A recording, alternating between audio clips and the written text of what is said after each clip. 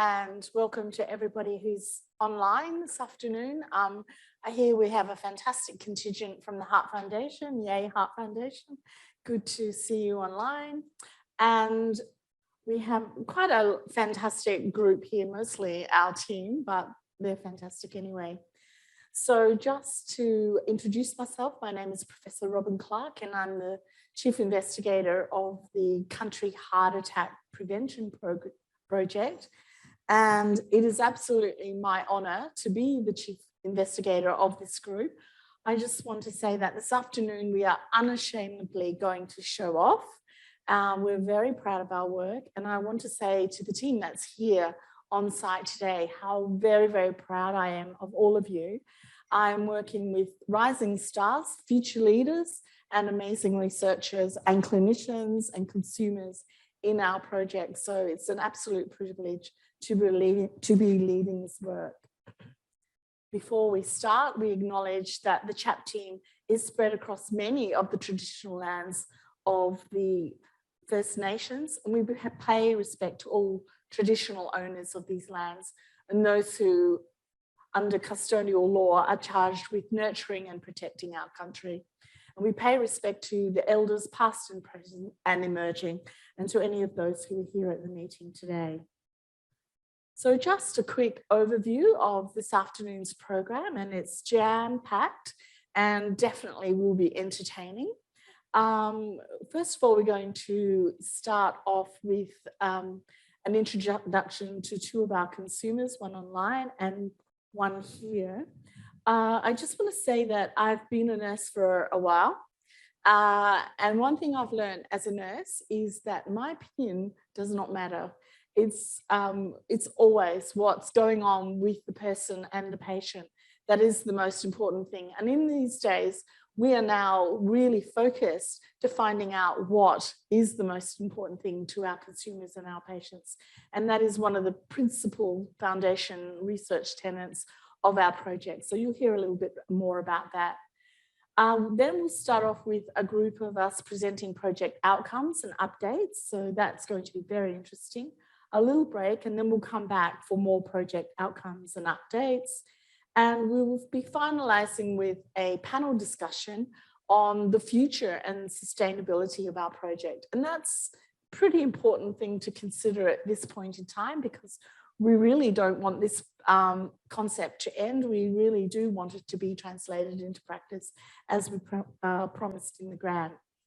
So in 2018, we applied at NHMRC for this partnership and we were successful. And I think one of the reasons we were successful in winning the grant from the Commonwealth was this extraordinary group of partners that were backing us, or who came to the table and supported us with cash. And Rosie Chiumarco and I, who were in charge of recruiting partners, we managed to raise over $680,000 in cash.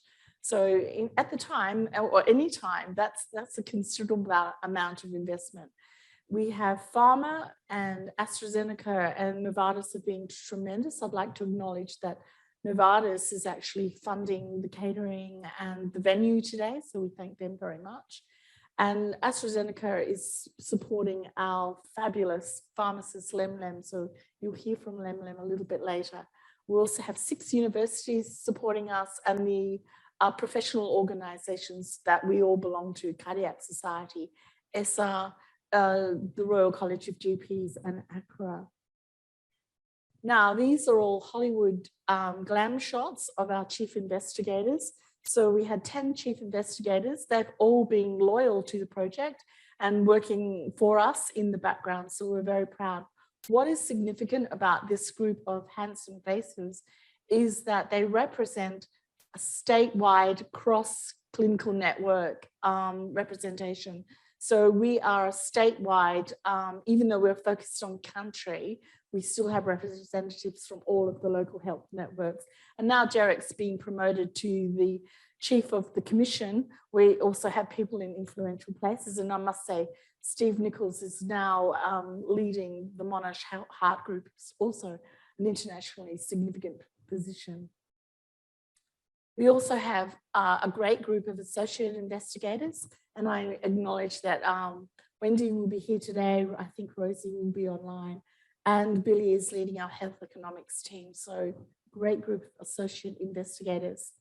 So it's always a good thing at the beginning of this meeting to just remind everyone what our project is about, because I know that you don't live it and sleep with it under your pillow like I do. So the aim of the CHAP project, and CHAP stands for Country Heart Attack Prevention, is to translate evidence and guidelines into practice to increase attendance and completion of cardiac rehabilitation for patients living in rural and remote South Australia. And Alini is going to present some more details about the underpinning data of that aim. So before we go on, researchers tend to have their own little language, blah, blah, blah, blah, blah, blah.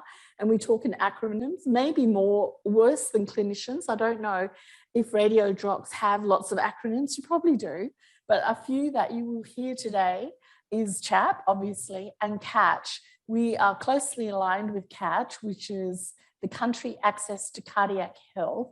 And that is both a telephone service, a website, and a big database that collects all the data around cardiac rehab.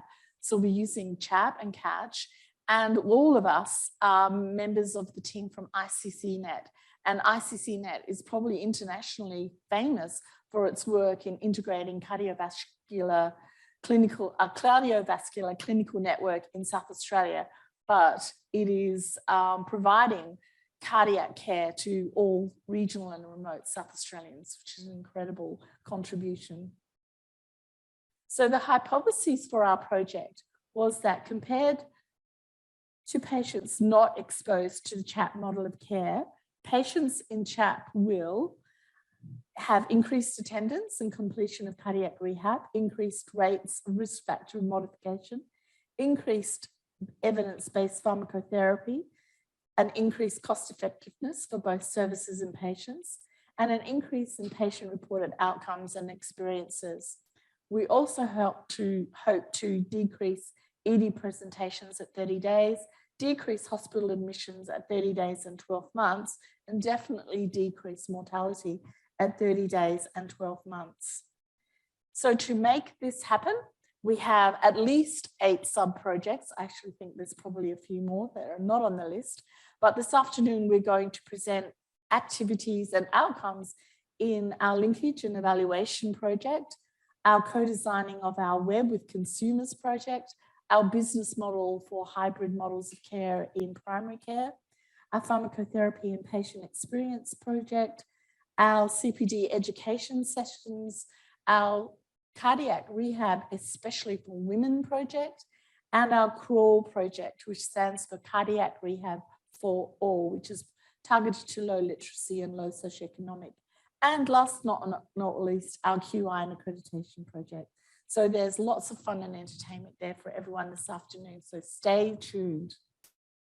So I'd like to now invite Clayton Vester to the stage. Clayton is a significant member of our team. Come on up, Clayton.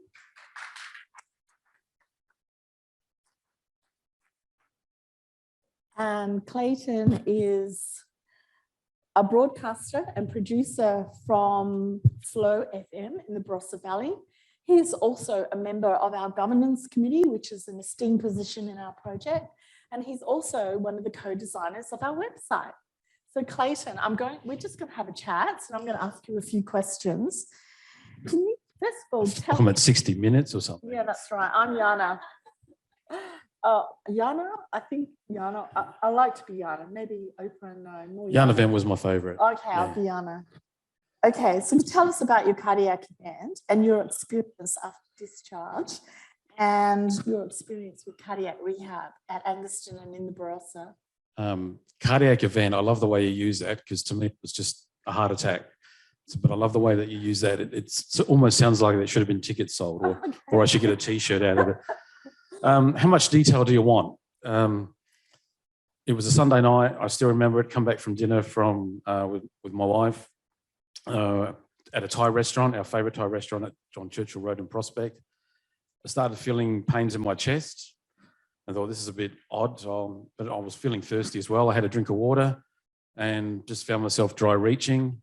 And my wife took one look at me. She was more concerned that she might have eaten the same thing that was going to cause something to her. But then she looked at my face and she said, I look very grey. She went to call or get the car keys to put us in the car to get us to the hospital. And we don't live very far from St Under Hospital. But just then I felt this pain. And the people that say you get it down your left arm, that is absolute, no, it didn't happen to me at all. There was no pain down the left arm. I didn't get that. I just want to say that straight away. I got a pain that came through, basically grabbed my heart and then twisted it and pushed it right to my spine. Ooh. I was on the floor, on the kitchen floor, thinking, what a wonderful place this is. 40 minutes later, the ambulance arrived because on a Sunday night in the Barossa, I chose the one where all the ambulances were out everywhere. We had to get one from Mount Pleasant. They eventually got us to St Under Hospital. The doctor thought I had heartburn or indigestion. He gave me this pink liquid, which you people need to do something to change the flavour of that because that is absolutely awful. He gave me this liquid. I said, I'm going to throw up. He laughed and then I threw up and then told him what I thought of his suggestion. He then looked at some long piece of paper and said, you might need to stay a bit longer. 3 o'clock in the morning, they did another little blood test because the first one was inconclusive. And then they said, we're sending you to the Lowell Mac. The Lowell Mac people were absolutely wonderful. They were the best, absolutely the best. You mentioned nurses don't have an opinion. If it wasn't for those nurses, I tell you, I valued their opinion. So, Thank you.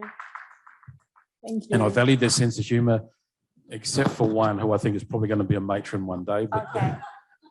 they were absolutely great. They gave me this little tablet to put under my tongue, which was supposed to remove the pain. No, sorry, didn't happen. Gave me a second one, then gave me a third one. Another nurse came in and they were talking and she said, I've given him 3. It's been less than 10 minutes. I was moved from whatever room I was in to another, to the main unit. And then they went through the whole nurses and everything everywhere. It was all a blur. I'm sorry. All I just remember is people everywhere. But I remember this very tall Asian doctor who put his hand on my shoulder, just here. He said 3 things to me. The first thing he said to me, Mr. Bester, you're not having a heart attack, which when he said those 2 words, heart attack, I was absolutely relieved. Because up until that point, I was on that river in Egypt, the one denial. When I think this is not happening to me. And then he said, after he said that, you're not having a heart attack, you're still having one. And when he said that, that freaked me right out. And then he said, but you're in safe hands. After he said that, I was like, whatever you guys want to do, go for it. Because I'm not fighting this because I have to trust you guys. And I thank him for doing that. If he hadn't have done that, I probably would have panicked and caused them more grief. A couple of hours later, I got 2 stents put in, Rocky and Bullwinkle, I call them. And my road to recovery began. And the nurses, they were absolutely wonderful. The doctors were wonderful. And their sense of humour, because I've got one as well, I think it helped. Yeah. And they were just brilliant. So, yeah, I valued them. And I value the doctors. And the Lowell Mac was wonderful. And I'm glad I got through it. So then it's time to go home. Yeah. So let's talk about going home. What were the things that terrified you the most about going home? My wife's driving to start with. But I've been thinking about this for a few days now. And the thing, I felt cut adrift. I felt that you're out of here. You're no longer our problem. You look after yourself. That was how I felt. And it might not have been the intention, but that's how I felt. And it sort of took a while to adjust it because I was still trying to think, I knew what I could do a week ago, but it's a week later now. What can I do? Who am I? What kind of person am I? Am just doing the little things. What can I actually do? Because I didn't know. And I could talk about it to my wife, but even she didn't really know because she was more concerned about making sure that I would get better, making sure that I would eat and look after myself and not try and do stupid things that I thought I could do, but I can't do anymore. And it was all that. And so I just felt just adrift. And so you went to rehab. Yep. Hello to the Barossa team, cardiac rehab team. What were the things that you wanted to get out of rehab? And what was your experience with looking back? Give us some pros and cons. Well, the experience was absolutely wonderful. Carolyn Wilsh was the nurse rehab coordinator. She was wonderful. A bit scary, but she was really wonderful. And She's online, I think. Oh, okay. She's a lovely lady, wonderful. If she's selling your raffle tickets, buy some from her. She was really good. She made me feel at ease. And talking to her, I remember going up to see her at the Anglican Hospital, and after spending the hour with her, both my wife and I felt that, okay, we're taking a step forward. We're moving ahead. We're not adrift anymore. We feel like there's a plan in place and we can do something. The rehab group, I loved it. I just thought, why this isn't happening all the time? Why isn't there more knowledge about this sort of thing? At first I thought it was some sort of like AA group, but I soon realized that, yeah, we were sharing experience. There was Tony, another guy that I used to sit next to. He was recovering from a quadruple bypass. And we found ourselves joking and about our experience, which bonded us in a weird kind of way that I don't think you can quantify. I don't think you can put a value of the camaraderie that was in the group. And there was one guy that didn't really want to share his experience. He was a very proud man. He just didn't want to talk about it. He just was there because he had to be there. But after 3 or 4 weeks, he was joking with us as well. We were all having a good laugh. And that was that group. And the worst part about it, and you said the negative, was that it was only for 6 weeks. Oh, okay. As far as I'm concerned, it should be for the rest of my life. That's my honest opinion, because the value that I got out of it, that I could give to others coming in, because you get people coming in and out, but the value you can get out of it, I don't think you can put a price on. Cool. Now, last year, a few swanky researchers came to town from Flinders University, and I invited you and Etta, your wife, to come to a co-design workshop to design cardiac rehab by web-based. So what were your thoughts about that, and what did you tell them? What was your good advice for the website? Well, I can't remember, to be perfectly honest. It was a great idea and something that should be happening, because based in the Barossa, we're only 45 minutes an hour, depending on who's driving, away from the city. But once you start getting past that into regional areas, it's not so good. And it's the distance. It's not always great internet connections. There are some things that can make you really feel alone. And if you're recovering from what I was going through, that's what I felt, that if I was an hour further north, what would this be like? What would I be going through? How would I be getting through it? And a website, it's one of the things that people can access very easily, because we're all fairly familiar with websites. It's also something that can be a teachable thing for older people. My mum, she doesn't like websites. She goes, "Can you do this for me? Can you pay Telstra?" You have to do it. They keep asking for you. So you get those, but if you can make it simple enough and big enough that people can easily follow it, they'll get through it and they'll embrace it. And especially for those in regional areas, and even those way out on the West Coast or way down south, they need to have that technology and the ability to be able to use it. And that to me was really important. And if I could play a small role, happy to do so. And so what did you say on the radio about being asked your opinion for the first time about your healthcare? What were your thoughts about the co-design and us engaging and asking you first what we should do? Should have charged money. I thought they're crazy if they want to get my opinion. But I was now able to put my experience into a real practical sense, so that I've gone through something. I had a heart attack. Okay, yay for me. I'm now part of that club, but there are others that didn't know. And I've spoken about it on my radio program many a time. I'm not afraid to, because I think that people need to know that you go through it, so that they might not want to reach out to their doctor to talk about it, but they might reach out to some crazy idiot on the wireless.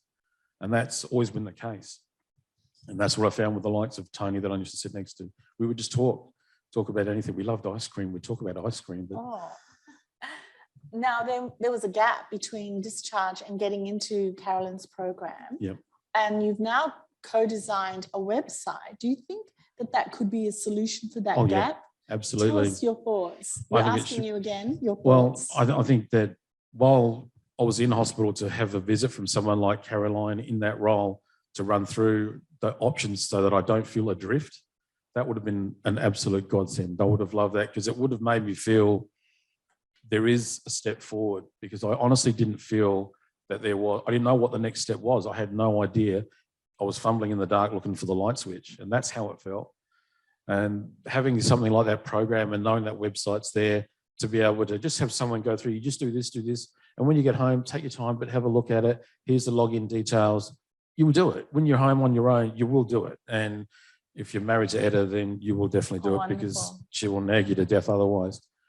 So you will embrace it. And I think that having that from the day you leave to know that you've got that will certainly help. Thanks, Clayton. That was amazing insights and really, really good reflections. We're now going to, because we're the digital health team, we're now going to talk to our second consumer, Wendy Seaford. And because we're digital health, Wendy's talking to us from the comfort of her lounge room this afternoon. Wendy is a married mother with 6 kids and 6 grandkids. She has spent most of her adult life living in the country, currently at Murray Bridge, and she enjoys having family time with her kids and going away camping together. And she has a wonderful support group and is enjoying life now post her cardiac event. So hello, Wendy. Hello. Hi. So thanks for joining us today. Have you been listening to Clayton's reflections? Yes, I have actually. Yeah, very good. Well, I don't know what to say now, Clayton. Can you tell us about your cardiac event, or whatever that means to you? I, on the 8th of November, was feeling, because I'd been diagnosed with COPD, excuse me, and on the 8th of November, I was sort of sitting in my lounge in early hours of the morning and thought, I just had an anxious feeling going on. So I rang my daughter, who lives in Angaston, and because she understands my anxiety and all that sort of stuff anyway. And so she said, okay, I'll drop her little boy off at school, and then from there, I'll come over. So she virtually drove straight here, and I remember her coming here, and she said to me, Mum, I'll pack a little bag, because where I am, I'm actually in Cambrai, and there is no, obviously, any hospitals here. So she was going to pack a bag for me to go and stay back at her place in Angaston, because the hospital is walking distance. So that's kind of the last thing I remember. But apparently I said to her that I need an ambulance. So she called an ambulance, and I think she said he got here about, 20 minutes later. And they, and none of this I remember, apparently walked to the ambulance and whatever. And once I was in the back of the ambulance, I died. So I was, they performed CPR for 3 minutes, and then I had a zap with the paddles, got to the Angaston Hospital. They held no hope for me whatsoever. They got the medevac, or the heli choppers, and the guys on there also sort of said to my kids and my husband that, look, it might be better if you just say goodbyes. And they just sort of went, nah, look, you got to do whatever you can do, because they were saying how, about intubating, because it's happened to me before. And they said about the intubation, once I'm intubated, then maybe I may not come off that. And if I do, I could be vegetative, in a vegetative state, and they just said, look, do whatever it takes, because Mum's a fighter. I woke up probably two or 3 days later in ICU in the Queen Elizabeth Hospital. Now, and I differ to Clayton, because I reckon the QEH was the best hospital. They were amazing, really. Totally agree. So their staff, just everything in there. And apparently what had happened to me was I went to cardiac arrest because of hypoxia. I have since been diagnosed with severe intermittent asthma. So that day, I actually had an asthma attack, stopped breathing, and voila. So I woke up in the ICU. Then a few days later, went to the cardiac ward where they were, you know, really good. I had an ablation done where they zapped my little ticky thing back together, and from there, yeah, it's pretty scary looking back on it because I didn't know anything. I felt so sorry for my family. Well, I can't hear you. I can't hear you. That's an incredible story. I'm really proud to say I trained at the ICU at Queen Liz, so I agree with you. They are stellar. Amazing. Amazing. Yeah. Now, here's an opportunity. We are so proud of you because you are one of our first patients to do cardiac rehab using the website. But Really? what's interesting, yes, well, there's about 70 or more who've gone through now, but you are one of our first. Okay. So we've got our co-designer here, Clayton, so you can tell us exactly what you think of his magnificent work on the website, and tell us a little bit about why you chose to do web-based cardiac rehab and what was your experience? Well, I really didn't have much of a choice to do the online program because once I'd had my cardiac arrest, you lose your license for 6 months. Oh. So I'm Drive, like dead set yeah. rural. There was no way I could drive myself anywhere. So I went online to, because Kerry Johns from Murray Bridge, she used to sort of send me emails. Hello to Kerry and the Murray Bridge team. She used to send little emails going, I see you've done module 1, you know, and just give me that little bit more extra push because I'd do it and then I'd forget about going back onto it and whatever. But I found the whole system of the modules and everything on the web really, really good, really informative. Clayton's smiling away here. He's very proud that you're getting good feedback. Well done, Clayton. And what were the 3 things that you really wanted to get out of cardiac rehab online? Well, it was a way for me to find out exactly the right sort of path to take. Ideally, we know that what we should be eating, what we should be drinking, what exercises we should be doing, and I'm very unmotivated when it comes to exercises. So I found that by hearing when they put the little videos up and whatever, and then doing the little tests on there, and I thought, oh yeah, I know that, and no, and I didn't know that, you know. So yeah, it was a really good way to find out more about, you know, it's a life-changing thing to have a cardiac arrest, and ideally we need to change our lives so that, you know, we don't have those things happen. And what would you have done if we didn't have a web program for you? I would have, because I a bit isolated when I came home, as I said, I'm like right in the middle sort of nowhere. That was a reassurance for me.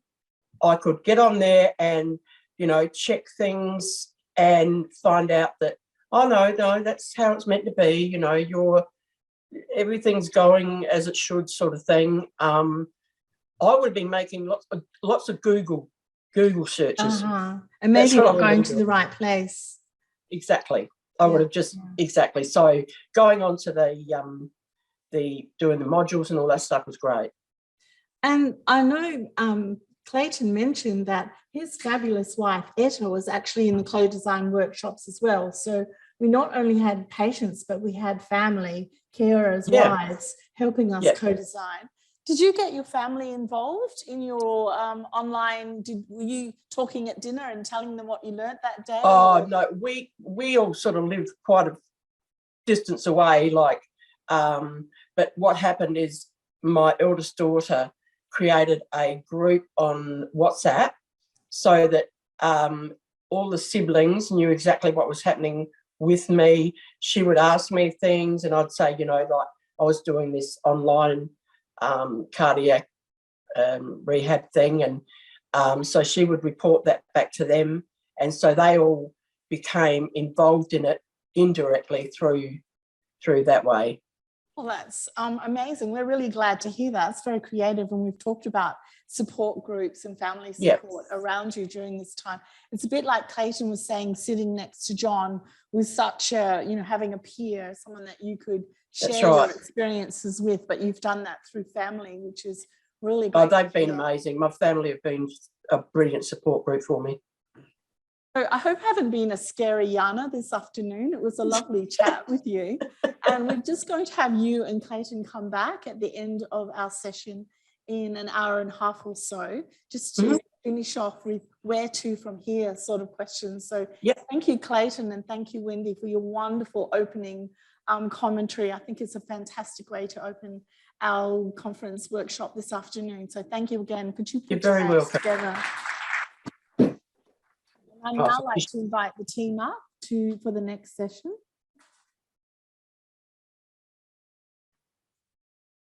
So everyone up on stage.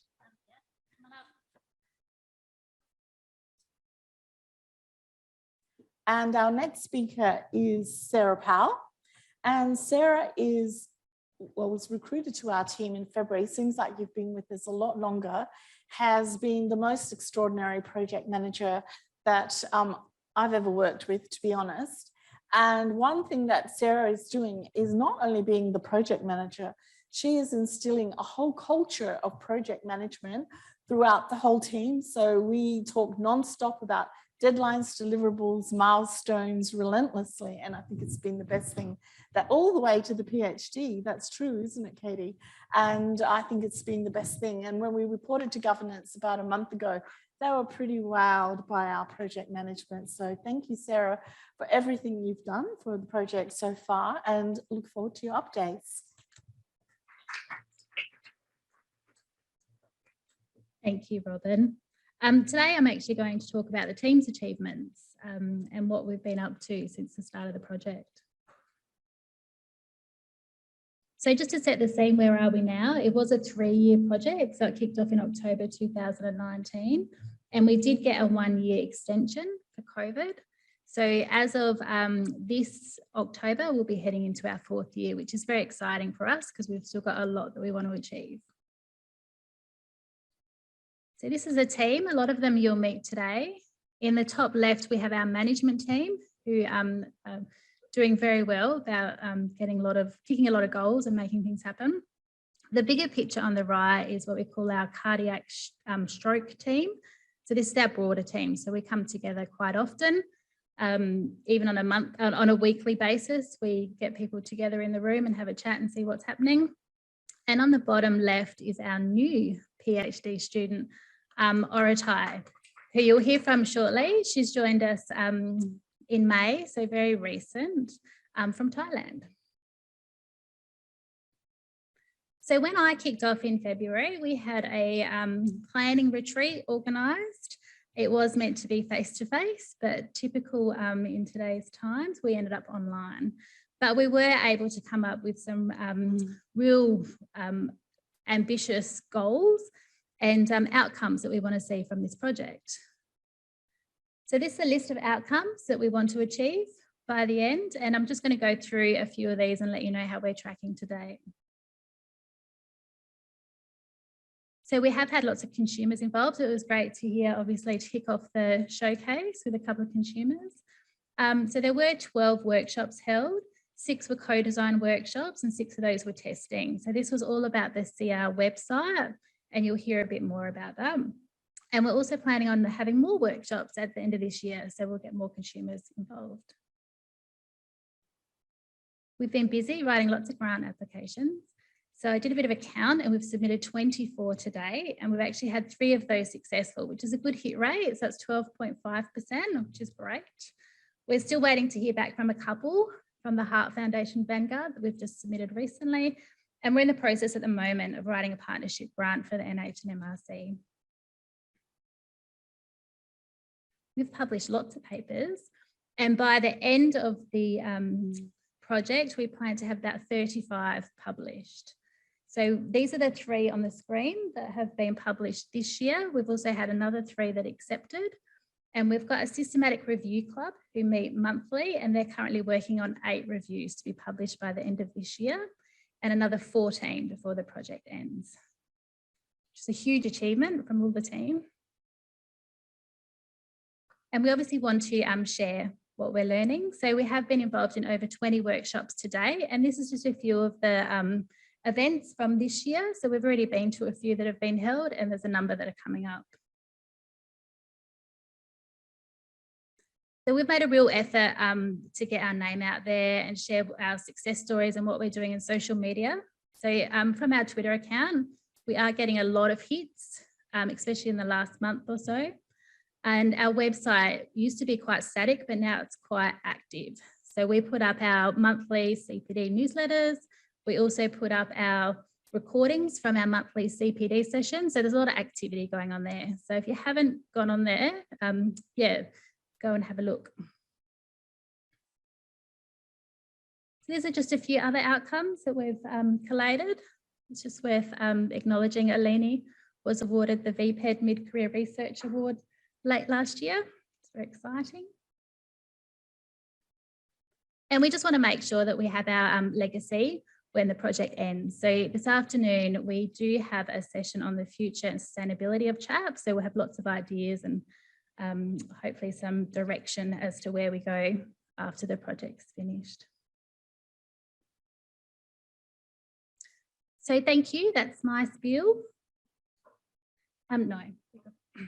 So now I'm going to introduce Eleni, who's our Senior Research Fellow, to come up and share a bit more about the data linkage sub-project and evaluating the CHAP outcomes.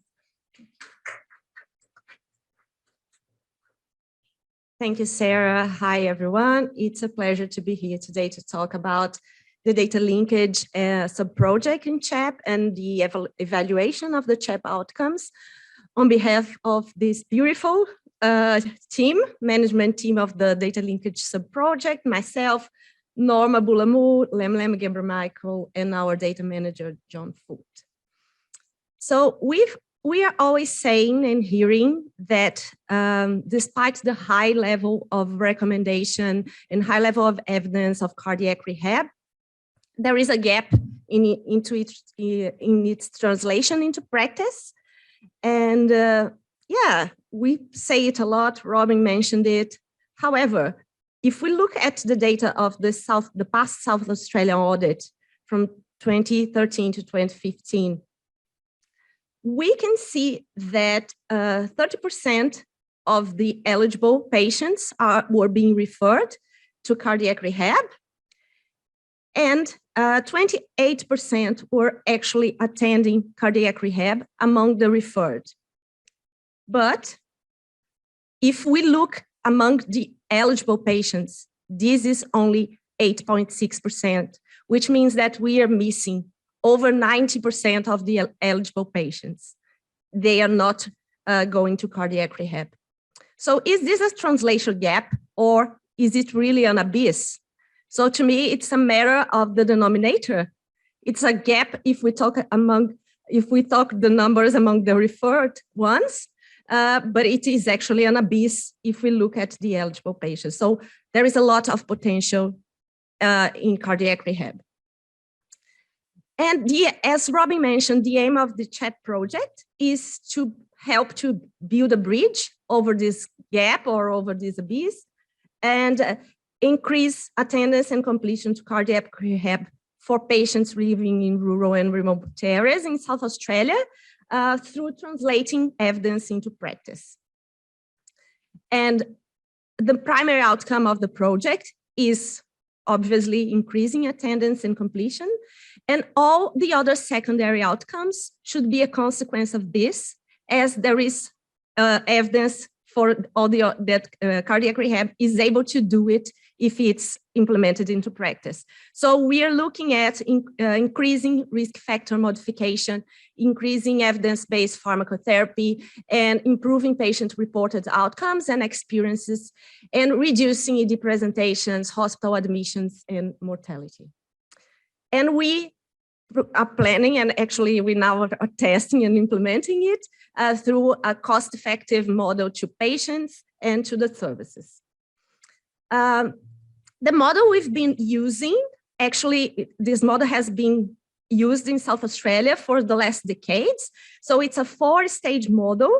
The 3 first stages of the model have been completed over this last decade, and CHAP is actually implementing the 4th stage of this.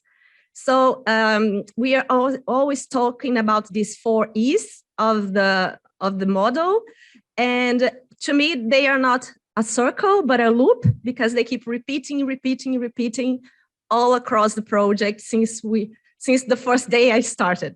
So and I'm sure before my start as well.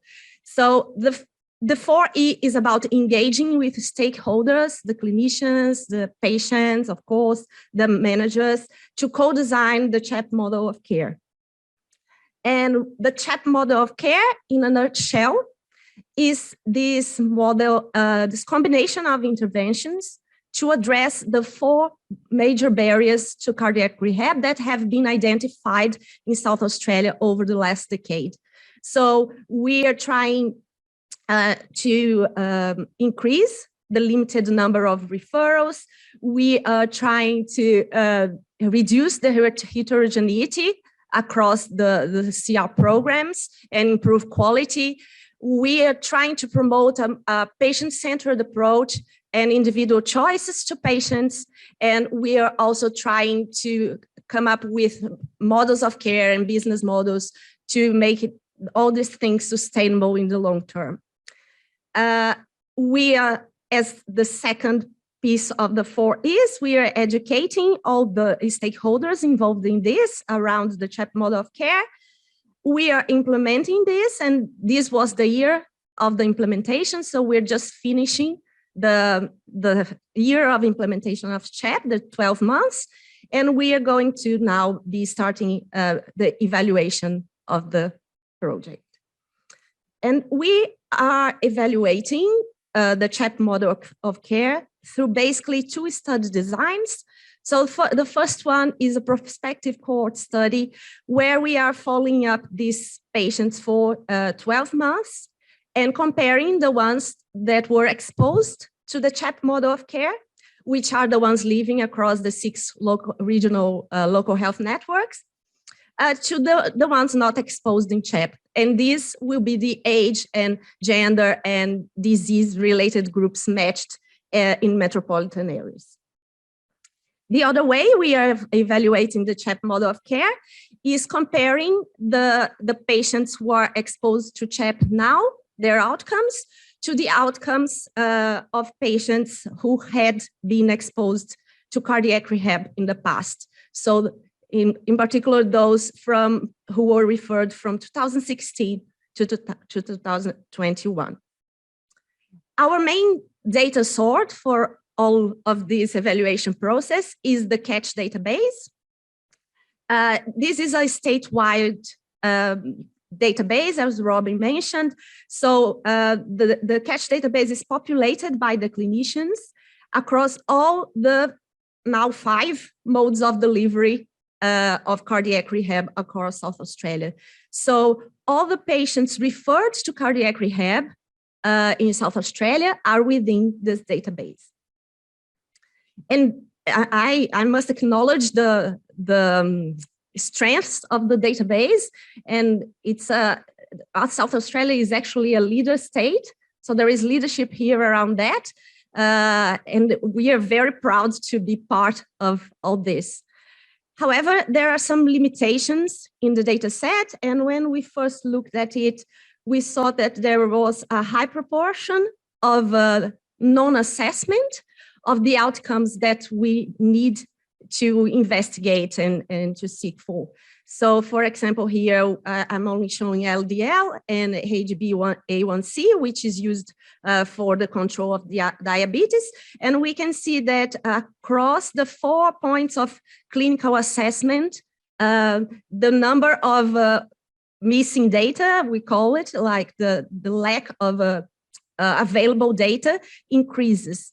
So this highlighted to us that we needed to improve the accuracy and the completeness of the assessment of our secondary outcomes. We couldn't rely only on the CATCH database.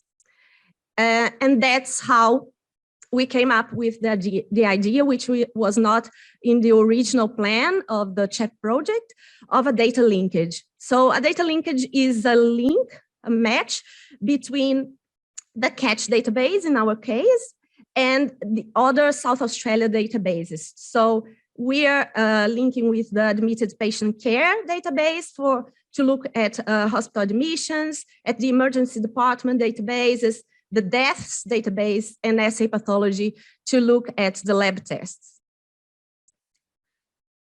Oh, this is great, because now we have complete data for our secondary outcomes. But what about the abyss? What about the denominator issue? We were not looking at that even with the data linkage, because we were still looking at only the referred patients and not the eligible patients.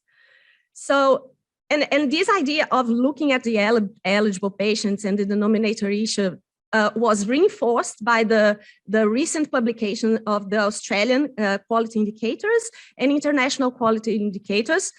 And both these guidelines and quality indicators highlight that it's important to look at the referral rates and attendance rates among the eligible patients and not only among the referred. So our idea for that was to, in the first instance, from 2016 to 2021, look at the eligible patients to cardiac rehab. And then we are going to be able to compare the outcomes among the ones who were not referred, the ones who were referred and attended cardiac rehab or completed, and the ones who were referred but in the end declined the program.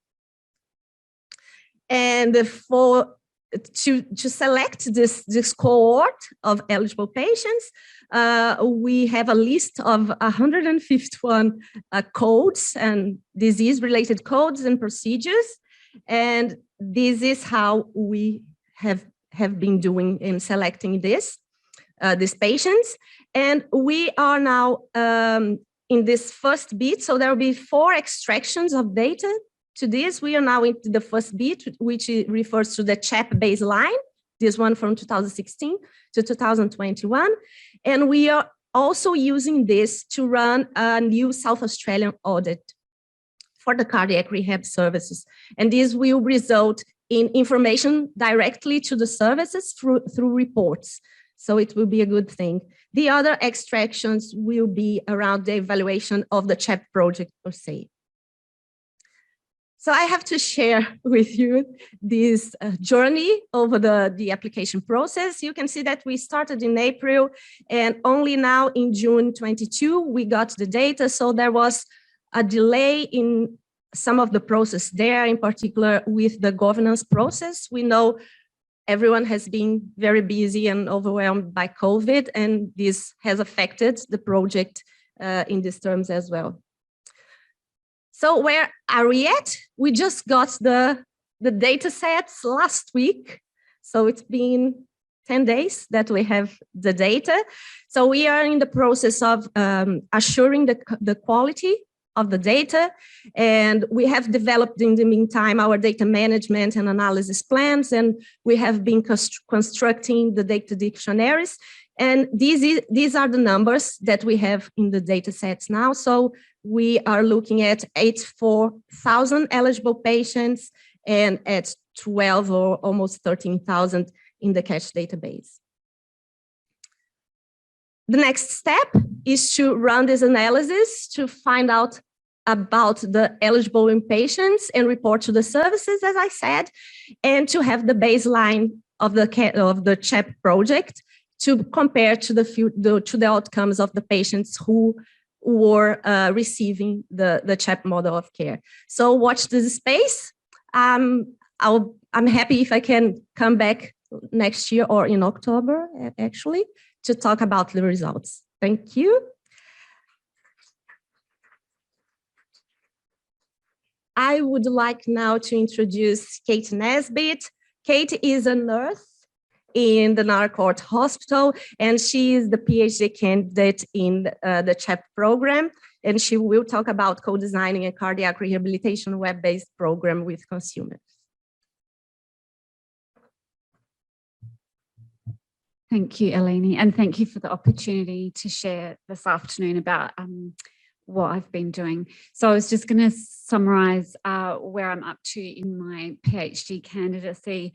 So as we've discussed, the co-design workshops are completed, both the web development phase and usability testing. We also did some beta testing with clinicians and consumers and launched it on July 1st, 2021. And obviously you've heard from Wendy today, which is really exciting. So it's currently in use in regional and rural South Australia. I'm in the midst of doing a systematic review around the question you can see there. So that's just digging a bit deeper, particularly looking in that at what co-design processes have been used in the development of other cardiac rehabilitation web applications. And up and coming, we'll evaluate the website for its effectiveness on attendance to programs and also the clinical outcomes that follow from that. So that's where we're up to at the moment. So we know cardiac rehabilitation is effective in improving patients' outcomes. And as we've already touched on today, it continues to remain poorly attended. And it's a really complicated, multifaceted sort of enigma around why people don't attend. But the good news is that developing products, interventions, programs with consumers themselves actually creates products that people want to use, that they enjoy using, and increases engagement. And the other good news is that the web-based programs that are currently out there have been shown to be as effective as centre-based and telephone, and in some instances have been a preferred program for people who have otherwise dropped out or not attended in the first place. So there's good news for us that we can hopefully make a difference in improving patient attendance. So the aim of this study was to develop the web-based cardiac rehab program, and that was twofold. It was obviously to spend time with consumers and design the actual website, and the second part was to go back with the website and get everyone to have a look and test its usability. So to do this, we used what is called user experience or UX design, which is a methodology often employed in developing digital interventions. We asked people about themselves, who they were, how old they were, what their level of IT use was, and what their significant cardiovascular condition was. We also used what's called the system usability scale to get some objective feedback about the website's usability, but also their satisfaction and what they actually thought about it. And thematic analysis was just used to our audio recordings that were transcribed that enabled us to work on the design specifications that people actually got, the specifics that they, nailed down during our workshop sessions. So we visited 6 local health networks and 7 cardiac rehab service sites in regional South Australia. And we did that during COVID in all the windows, and Linda's sitting here today, and I know there's others online, and that's largely down to the coordinators in those areas who accommodated us and worked really hard with us. So we really appreciated that. So the people that came along were 18 or older, and they were people who were eligible for cardiac rehabilitation, and most of our participants had actually been, had completed a face-to-face program in one of those areas. We had ethics approval for that and also site-specific approval to attend the various sites. So I've just tried to summarise, there's quite a bit of information, so I've tried to summarise some of the bits that are meaningful for today. So it's almost self-explanatory, but our web development, we had 39 people come and 35 in our usability, and we had an equal representation of men and women. So that was really nice to get, both sides in terms of feedback. And the other interesting stuff in that was that most people used a smartphone, which was really exciting, and Facebook was the sort of main social media platform. However, there were other platforms that people used also. So just to break down some of the numbers, the mean system usability scale scores, we summarise those from the website, Web Development Workshops to Usability. So you can see that that improved from 67 to 74. And we broke down those further looking at the individual question responses. And so I've got 3, 5 and 6 there. And I thought I would so that was a really good indication that we'd made some progress from web development to usability, because question 3 was asking people if they thought the website was easy to use. So that was great. We improved there. And that they found the various functions in the website were well integrated, and we improved there. And question 6 was asking if they thought there was too much inconsistency in the website, and that also improved. So that's just a breakdown of that. And the figure that you're looking at, the participants rated what they thought of the website, and there was 3 categories, poor to moderate, and that was based on a number good or excellent. And so you can see that we had greater than a 20% increase in participants rating it as excellent. So from a number point of view, we made some really nice improvements to the website itself. So this table is a very brief summary of our analysis of the audio recordings. The final analysis is quite in depth, and there's lots of sub-themes, but it's been really nice to hear Clayton and Wendy speaking today, because it really reiterates what came through. We got lots of great feedback just about people's experiences that sort of affected what we did with the website, but we also got really good design specs around colour and you know, the way things should be presented and pictures and so forth. So you can see in our action column, you know, we had fear of the unknown, usability, format of information, connectivity, and behaviour change empowerment. They were our 5 main themes. That were then broken down. However, it really did help us action how we would deal with those things, that we knew we needed a clinician at the other end of the website. People needed a how-to and other strategies if they got a bit lost setting themselves up. Certainly it needed to look nice and, you know, saying the picture should give the clue to what's happening, and, you know, having a device that was agnostic. A website that was device agnostic, so it could be used on any platform, and just having positive messages coming through. And we all know that we want to hear the good stuff if we're being told we have to change things. So that's a really brief sort of snapshot of what came out of people's experiences and what we talked about in the workshops. So the limitations, we had a very Australian English speaking population.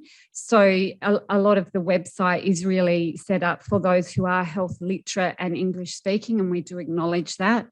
Everyone who came had completed a face-to-face program. So like we've heard from Wendy today, who hasn't had that option. So we certainly didn't have people in the workshop who were unable to attend a face-to-face program. And we had some missing scores in the first round. The system usability scale indicates how you calculate that. So it was a modified score that would have affected our overall representation. So we have developed the website, and based on what we learned in web development, we implemented and took it back.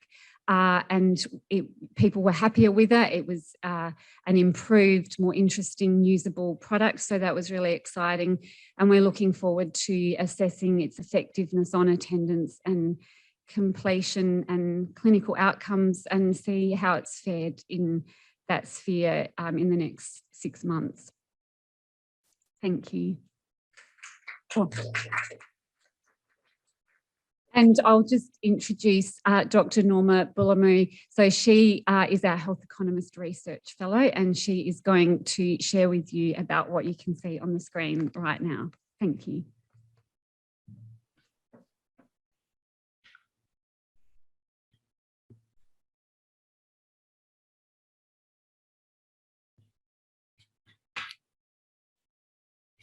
Thank you, Katie. I'm just going to briefly talk to us about some of the health economics projects that we are implementing within the CHAP model of care. And I'll specifically be speaking to us about the value proposition that we have for implementing cardiac rehab in the community setting, specifically by the GP practices. I'm joining you from Darwin, and thank you all for coming to our showcase this afternoon.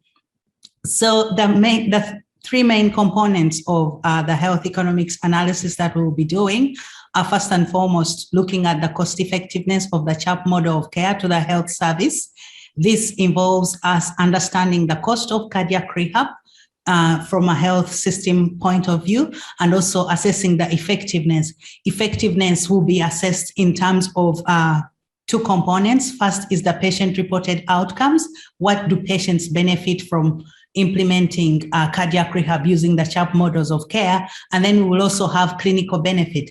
Clinical benefit includes survival and also the readmissions that patients undergoing cardiac rehab will have. So we will assess cost and effectiveness, but cost effectiveness using those two parameters. We will also look at the cost benefit of the CHAP model to rural and remote patients and families, because this is our most important population of interest for this project. And the thing I'm going to talk about today is we are proposing a business model to incentivize cardiac rehabilitation in the general practice setting. Next slide. So these are the referrals to cardiac rehab and cardiac rehab models of delivery that we have currently. Patients who are admitted into hospital for a cardiac event, on discharge, they are all sent into a CACH central referral system, or their data is sent into this CACH central referral system. And from this referral system, they will be referred to undergo cardiac rehab using in the different settings that they live in. For patients in the metro areas, their main form of cardiac rehab is through face-to-face interactions with their doctors. And but this is different for our patients who are in rural and remote areas. For those who are able to reach their GPs easily, there's an option for country face-to-face where they can undergo cardiac rehab together with their GPs. They see them from time to time. Then there is the option of a GP hybrid model where patients can see their GPs face-to-face, but they also have an opportunity to complete their cardiac rehab through a telehealth consultation with a nurse through ICCNet. And then we also have patients who only are able to undergo cardiac rehab through telehealth appointments with their nurses, and that's what we refer to as CACH telephone. And then what CHAP has introduced is what we call CACH web. This is self-managed, and patients are able to undergo cardiac rehab through self-paced modules that they can access online. And this is what we've been hearing about from Katie, the development of this mode of delivery. So today, speaking to us about how we can have cardiac rehab being implemented in the GP practice setting and what benefit this has for both patients and also for the GP practice. So for cardiac rehab to be implemented in the GP practice, what we are proposing is 4 assessments, and these are the different services that we are proposing under each of these assessments. So the first assessment occurs 1 to 2 weeks post-discharge. It includes 75-minute consultation, 60 minutes with the practice nurse, and 15 minutes with a GP. And during this interaction, we'll have a preparation of the GP management plan, coordination team care arrangements made by the practice nurse, and also the practice nurse will initiate a home medication review. Then in 8 to 12 weeks, we will have another assessment, which includes a 60-minute consultation, 45 minutes with the practice nurse, and 15 minutes with the GP. During this appointment, we will have care plan follow-ups by the practice nurse and also home medication review. In assessment 3, which occurs 6 months post-discharge, we will have a 75-minute consultation, 60 minutes with the practice nurse and 15 with the GP. And then we will have a review of the GP management plan and a review of the team care arrangements. In assessment 4, which occurs 12 months post-discharge and which is the last interaction with the GP or with regard to the cardiac rehab program, we will have a 75-minute consultation where there's 60 minutes with the practice nurse and 15 minutes with the GP. And then there will be a preparation of a GP management plan because now the patient has completed their cardiac rehab and they will be transitioning into usual care. And then there will be the practice nurse will have an opportunity to look at the coordination of team arrangements for the patient. And other supplementary services that we recommend in this model of cardiac rehab is a care plan follow-up by the practice nurse. The patients would be entitled to 5 per calendar year. There will be video consultation with the cardiologist or the practice nurse and home medication review by the GP. Next slide, please. So this is what it looks like financially. This is what the benefit would be for the GP practice to implement these additional Medicare items for patients undergoing cardiac rehab. So we can see that at assessment 1, they can implement Medicare items 721 and 723. That is the preparation of the GP management plan and the coordination team care arrangements by the practice nurse. And for these additional items, we would have a net value of $206.65. At assessment 2, the additional items, the level B GP consultation and the care plan follow-up by the practice nurse, which is item 10997, would have a net value of $160.80 to the GP practice. And then at the 6 months assessment, when we have the review of the GP management plan and the review of the team care arrangements, we would have a benefit of $98.60. And at 12 months, we have a benefit of $206.65. And then if we include the other additional items that were under the yellow banner in the previous slide, we can have a cumulative increase of a cumulative value of about 180.15 for the entire duration of the cardiac rehab. So in total, for the GP practice, if we implement this model of cardiac rehab for our patients, we would have a net value of 640.35. When we consider the bulk billing incentives, we would have a total value of 797.15 per year or per completion of cardiac rehab. This value will change if our patients are of Aboriginal and Torres Strait Islander descent, because there are additional items that we can include for this specific population. And if those items are implemented, such as the ATSI health assessment, that is item 715, Medicare item 715, and also Medicare item 10987, then our value can cumulatively increase to $1,073 for every patient who completes cardiac rehab.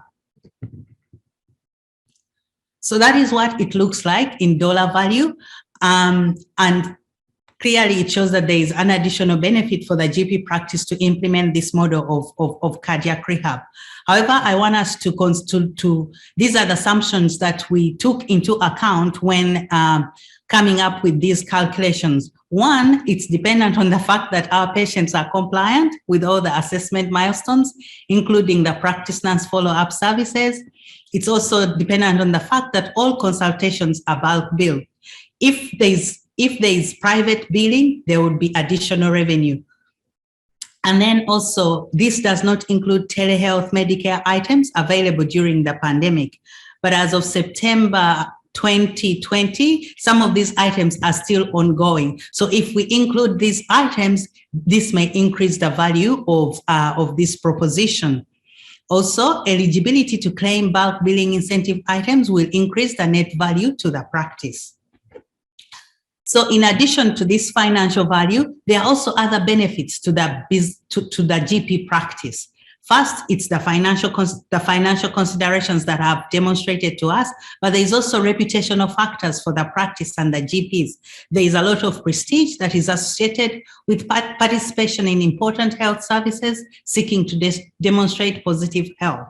And also, Most importantly for our patients, there are positive health outcomes for the cardiac patients of the medical practice. This will be promoted within the ethos of CHAP and a whole practice approach to active heart health for life. So that's really what I wanted to present to us. It makes a business case for us to implement the CHAP model of care in implementing cardiac rehab in the community through our GP practices. Thank you so much for listening. And at this time, we are going for a break. Well, we just want to take a couple of minutes, Norma, to see if there's any questions so we can have some interaction. And Wendy, first of all, I have to say, for the sake of our online audience, could the on-site audience please go to that microphone, because a camera will shine on you and the people at home can see you asking your questions and hear you.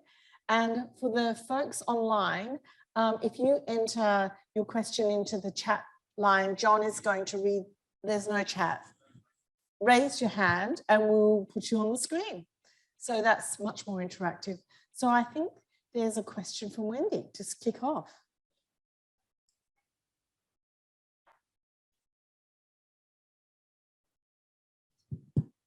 Hello, is that better? Yep. Hi, I'm Wendy from Health Translation SA, and I just have a couple of questions for Norma, but maybe there's other people that can help answer these. Will the website that you've developed be built into the general practice model of care? That was my first question. Is that part of your vision? But I guess it's a bigger question than that, is do we know that the GP model of care will actually work? And do we have any evidence of that? So incorporating the web, we've been advocating for the web to be used in the gap from discharge to enrolment in either hybrid GP practice. That's one way. And it's not formal, is it, Katie, that the GP nurses will be using it, but we certainly, that is something that we've considered, but it's not part of the model at the moment. As far as, what was the second question? We've got the financial modelling, and I really like it. Right. But do we know that that model? Is there any evidence that that model will actually work? And Absolutely. if there is, you need. And that's Norma's project. So she will be evaluating the implementation of the model. There's 2 GP practices that we're going to focus on in the first stage of the pilot study of the evaluation. That's at Clare and Waikerie. So we do have a pilot study plan to test it out. And I just wanted to add, not mentioned, we have been to Canberra to the Medicare police, and they've checked our model, and we are not rorting the system. In fact, the feedback we got was a lot of the item numbers that we've used are underutilized. So they gave it the all systems go. I know, it's great. It's great work. And I just wanted to make a comment that all the projects that I've heard have really advanced so far in really tough times. It's been tricky in the last year, but to progress, the data linkage stuff you've done is phenomenal, and I just hope that we can, get that in place. And congratulations on getting your data. I know how hard that is, so well done. But just having the vision that we all started off many years ago, but being able to put it into practice, well done. The work you've done on consulting on the website is really outstanding as well, and fabulous to have that consumer engagement at such a high level, and well, co-design, so it's fabulous. So yeah, everything I've heard is really terrific. So congratulations. Once upon a time in a land far, far away, Wendy was working at the Heart Foundation and began this work on the audit, the 4 steps, the barriers, enablers, the audit, the catch database were all led by Wendy at the time. So yeah. Oh, I beg your pardon, Carolyn as well, yeah. England. Can I ask Linda to come to the microphone in the centre there, Linda? I just was going to ask you, we've asked our consumers about the roadshow, and Linda is the cardiac rehab coordinator from Whyalla, and the roadshow did go to Whyalla. What were your thoughts, your impact, your impressions as a clinician? So what was clinician point of view to the consumer co-design workshop? What are your thoughts and reflections? It was interesting to hear what they were telling the consumers and getting their feedback, and as to how it was all going to actually come together and work. I know some of the clients that came for the days Katie and Eleni were there, were a bit thinking maybe it was going to take it away from the cardiac rehab coordinators, like as if we were all just going to disappear and that the web would take over completely. But no, yeah, that always looked like it's turned out in the end. And it's my understanding that the most famous consumer feedback quote came from Whyalla, and we won't name names, but it's simple advice. Can you just make it idiot proof so that someone like me can use it?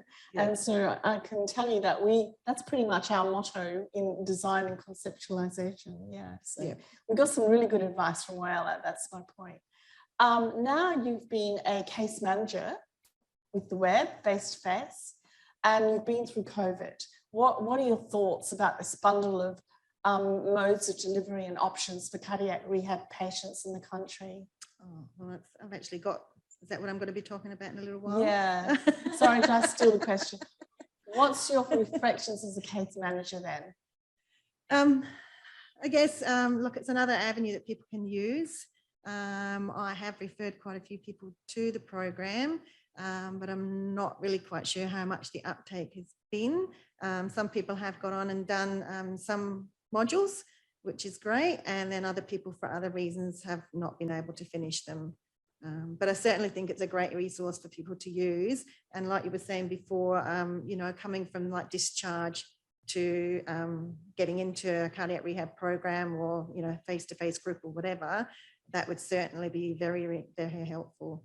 Because lots of people will come to the group sessions and they'll say, oh, gee, I wish I'd known that, you know, 6 weeks ago or something. So, you know, the web is something that they can get on the program and get those answers and things that are relevant to them, so they don't have to go through like first module, second module, third. They can just go to, you know, a certain module that interests them more. Yes, yes. That's fantastic feedback, Linda. Thank you very much. We'll see you again in the panel. We're just going to a little break now. Wendy, was it an urgent question? Yeah, I'll let. Okay, later. All right, there's another session of questions. Save it for then. Just going to take a break until 20 minutes to 4 o'clock. And thank you again to Novartis for providing the refreshments and the venue today. And we'll see you in a few minutes at 20 minutes to 4. Thank you. And to those online, you can just remember, if you want to ask a question, put your hand up and our IT guy will put you on screen so we can have some interactions. So thank you guys. See you in a few minutes.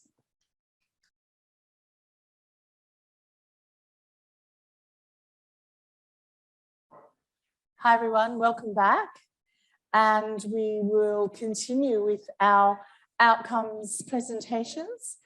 If we could have Lemlem, Joyce, Orithai online, and Alejandra and Carolyn up on stage now, please.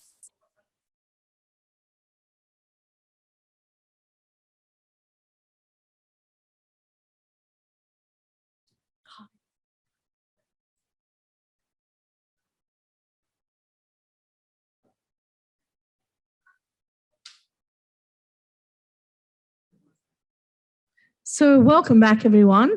We've had some absolutely lovely feedback from the first half of our outcome session. So I'm sure you're going to be wowed by part 2.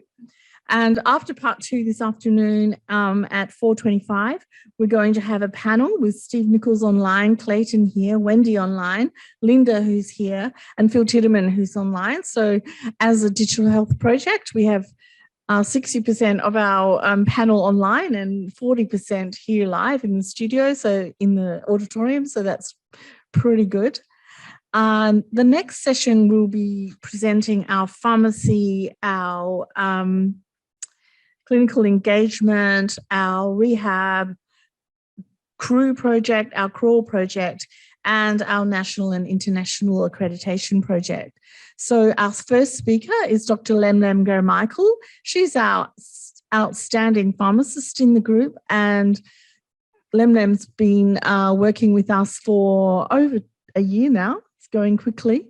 And she is going to present today evidence-based pharmacotherapy and patient experiences and an overview of her projects in CHAP. So please welcome Lemlem. Thank you for the introduction. So I will be trying to overview what the projects I'm working on, like it's been introduced. So as part of the evidence-based pharmacotherapy project, while we are working on the data that we are going to get for the evidence-based pharmacotherapy, we were also keen to know that how effective cardiac rehab is for medication adherence improvement. So we were pulling all the research that will help us to get the information about this. So we have the title Effectiveness of Cardiac Rehab Program versus Standard Care on Medication Adherence in Patients with Cardiovascular Disease. And we wrote the protocol, and I'm glad to introduce or to let you know that we have been accepted in the JBI evidence tests for publication, which is wonderful news. And the stage that while we are doing the protocol reviewing or just giving feedback or answering the response review from the protocol reviewers, while we were also working on the systematic review itself. So we accessed 6 databases and also published and unpublished and gray literature sources. And we pulled like 6,211 sources or articles. And from that, after removing duplicates, we found 3,257 articles. And at the end, we are at the stage that the full text screening after finishing the title and abstract. And we have 137 articles which are ready for screening, and 5 pair of people are reviewing that. And we have around 25 articles that will be progressing to the critical appraisal and data extraction process. I said approximately 25 because we are in the stage of complete resolving for the full text. So hopefully next year I will be able to present, or the next presentation, I will be able to present the result of this systematic review as well. And the main project that I'm working on is evidence-based pharmacotherapy project. So what we are looking here is we are aiming to check that or evaluate, are the cardiac rehab patients receiving the recommended medications for their condition? So like Alini described, we were planning to just do these projects from the CHAP database that we have. But when we try to look at the data we received, we couldn't find much of the information what we are looking for, especially with medication details. So we planned another project to be conducted, like by approving ethics. We just applied for ethics. We got ethics approval to access discharge letter of patients from the CHAP database. So from the 4 years of projects that we got data from CHAP database, we accessed 2 years of data, 2018, 2019. We chose this because we thought it's pre-COVID and we'll get enough patients. And also with the update of the guideline, we'll be able to assess the evidence-based pharmacotherapy in the SAS patients. So we just included patients who have commenced and completed cardiac rehab through the CHAP services. And we tried to pull out the data from the CHAP database, and we found 1,993 patients who fulfill the inclusion criteria. And we tried to extract their PDF discharge letter from the database, and we found around 1,503 patients who have some sort of discharge letter. When I say some sort of, it could be cardiology discharge letter, or it could be the hospital discharge letter or cardiac rehab discharge letter. But around 490 patients, mainly 432 patients, we couldn't find any attachments in their file. So from those are related with medication details. We entered around 1,283 patients. These details has been entered into REDCap, and it's already completed entry. And now we are just trying to link these medication details into the SA data linkage that Alini was talking. And I'm glad to just announce today that we have received also the the codes that will be enabling us to code this REDCap medication with the clinical database that the SNH has given us. And next year, I will be able to report on this product as well. And the other project that I'm involved in is a patient-reported experience measure satisfaction survey or project, which is PRAMS project. In this project, we have two parts. The first one is standardizing statewide satisfaction survey tool. And what we did in this project is we collected all the forms from cardiac rehab services, what tools they use to assess their satisfaction of their patients. And we tried to form one form from all these forms and just send it back again to all the services and coalition members and also consumers for their feedback, how the satisfaction survey looks like. And then after we got their feedback, we addressed the feedback and then presented it into the SA coalition members. And we are glad that it has been endorsed by the meeting which we've been held on 27th of April. So now we are in the stage of implementing this one form satisfaction survey by all the cardiac services. Hopefully we are looking for next year to get the result of this satisfaction survey and we'll be able to analyze the result. And the part two, we have 4 years of data from the Catch That telephone about how satisfied the patients were from the service of Catch Telephone. And we will be able to analyze this data and try to publish it with the standardized tool and the satisfaction survey. And that's my presentation. But before I finish, I would like to thank you, AstraZeneca, for sponsoring my fellowship of 2 years, which has already enabled me to accomplish all these amazing jobs. And I'm looking forward to continue working on this project and other projects for the next time. And thank you very much. So now I would like to introduce Dr. Joyce Ramos, who is exercise physiologist and CPD coordinator of CHAP project. And she will be presenting on clinical engagement and updating evidence base for country rehabilitation practices. Thank you, Madeline, for the wonderful introduction. So the aim of this presentation is really to give you a brief background as well as an update on the implementation of our continuing professional development program as part of the CHAP model of care, targeting clinical engagement and updating evidence base for country rehabilitation practice.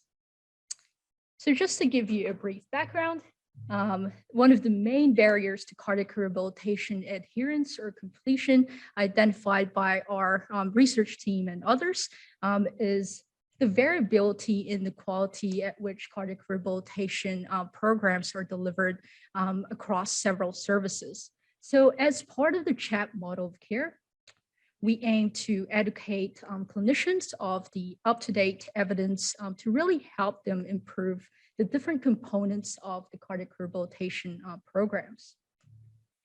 And since cardiac rehabilitation programs in SA regions are really generally based around the National Heart Foundation guideline as well as the ACRA guidelines, so usually comprising of 10 modules. So for example, module 1 is on initial assessment and goal setting, and then we have module 2, heart education and self-management and so forth.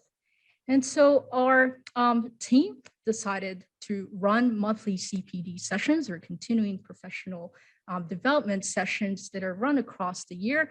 And as you can see, for each month, they target different modules of the cardiac rehabilitation guidelines. And these sessions are held every second Wednesday of the month from 1 p.m. Adelaide time, and they're delivered 100% online via Zoom. And so as an example for next month, we have we're focusing on module 5 to improve the delivery of this module, so on tobacco cessation and alcohol reduction. And we've asked Professor Jacqueline Bowden, who will be talking to us about alcohol, tobacco, and other drug use in rural Australia and their implications for cardiac rehabilitation. And then you can see that in August, we also have a focus on improving the delivery of module 7 of the cardiac rehabilitation guideline, so managing medical risk factors. And we have Associate Professor Margaret Astall coming in to give us tips on how we can better manage cardiovascular disease in women during pregnancy, menopause, and beyond. And if you miss any of our continuing professional development sessions or would like to review any of the CPD sessions, these are all readily available in our CHAP website, so www.chapproject.com.au, presented as podcast. So thanks to Sarah, by the way, for organizing this for our team. Such a wonderful resource. Thank you. In terms of evaluation, so directly after a CPD session, we ask our audience to, I would say, to get them to fill out a really brief survey, what Robin would say, an Uber style survey. So just 3 simple questions and simple responses to these questions. So first we have, well, how interesting did you find this presentation? Was the presentation relevant to your role or your service? Was the information of the session likely to have an impact on how you deliver care? And we aim to compile all these responses. And so at the end of the project, we will analyze this formally. Oh, very nice. Okay, so just to give you kind of an overview of what the responses would be for our survey. So you can see that we have the March CPD session responses. Overall, the majority of our audience do find the CPD session very interesting and very relevant to their practice. And they also find the information that they gather from the CPD session, that they are likely to use this information and deliver this in their practice. So where to from here in terms of the CPD session? As you can see, in the second half of the year, we do have some lovely speakers coming along and with a variety of very interesting topics. So please stay tuned, everyone. And for 2023, we are also planning to focus our CPD topics on cardiac rehabilitation, especially for women. Really to better cater these cardiac rehabilitation programs for women.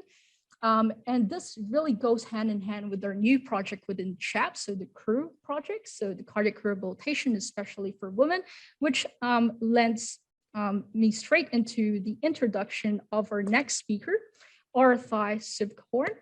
Sorry, I just can't say that last name really well, Arathai, I do apologize. And Arathai is our new PhD student who started in May, and she's so wonderful. So without further ado, we have Arathai presenting on the cardiac rehabilitation, especially for women project. Thank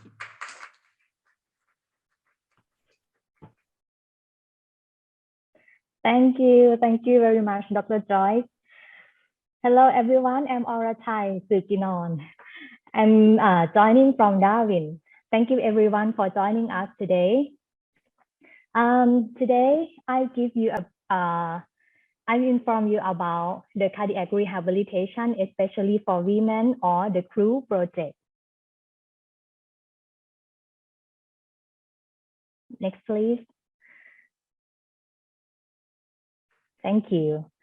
I give you a brief background. Do you know that 90% of women have at least one risk factor for cardiovascular disease? And the heart disease are the biggest killer for women. This claims 27 women's lives every day and kills more than 3 times as many women as breast cancer. Cardiac rehabilitation program, or the CR program, provides patients with a program of not only strengthening their physical well-being, but also their mental well-being. However, only 1 in 2 men who survive heart disease attend cardiac rehabilitation. Even fewer women attend. So we plan to carry out the CREW project. Our aim of this project to increase the attendance and completion of cardiac rehabilitation by women living in rural and remote areas. We plan to implement the CREW project in 6 regional local health networks in South Australia, and the participants will be recruited through the South Australian Cardiac Rehabilitation Database by the clinical nurse. And the inclusion criteria include female gender, age 18 years and older, residing in South Australia, rural or remote areas, and refer to the cardiac rehabilitation according to the Heart Foundation guidelines.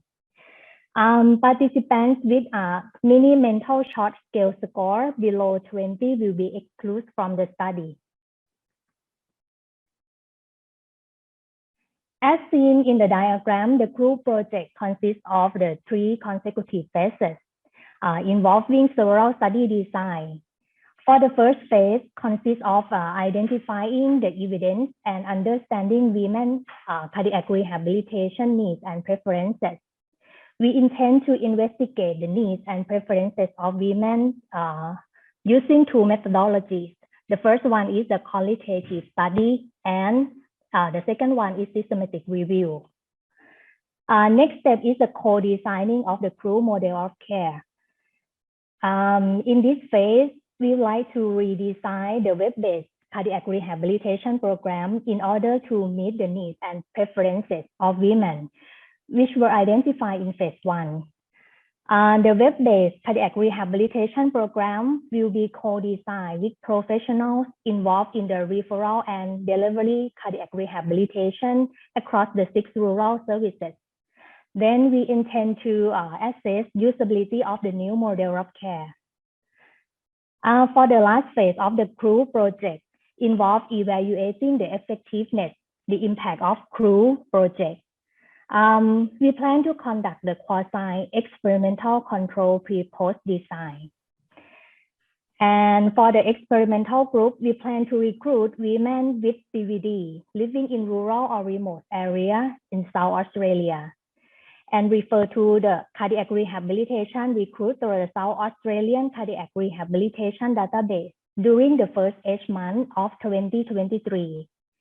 And we plan to compare the outcomes with women in control group referred to the cardiac rehabilitation database before implementing of the CREW project.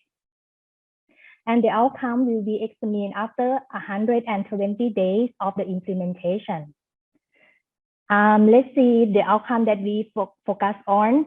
For the primary outcome, we plan to evaluate the cardiac rehabilitation attendance and completion.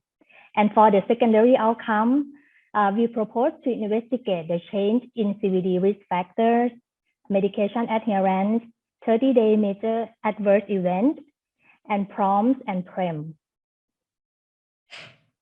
Now, let's move to the CREW project milestone update. We submitted for ethics and governance approval on the 1st of June, and we plan to complete it by the end of June 2022. And then the next phase of the CREW co-design with patients and professionals is scheduled to conclude at the end of March 2023. And lastly, we plan to complete the phase 3 of the CREW project by the end of the end of May 2024. That is for the CREW project. Thank you very much, everyone.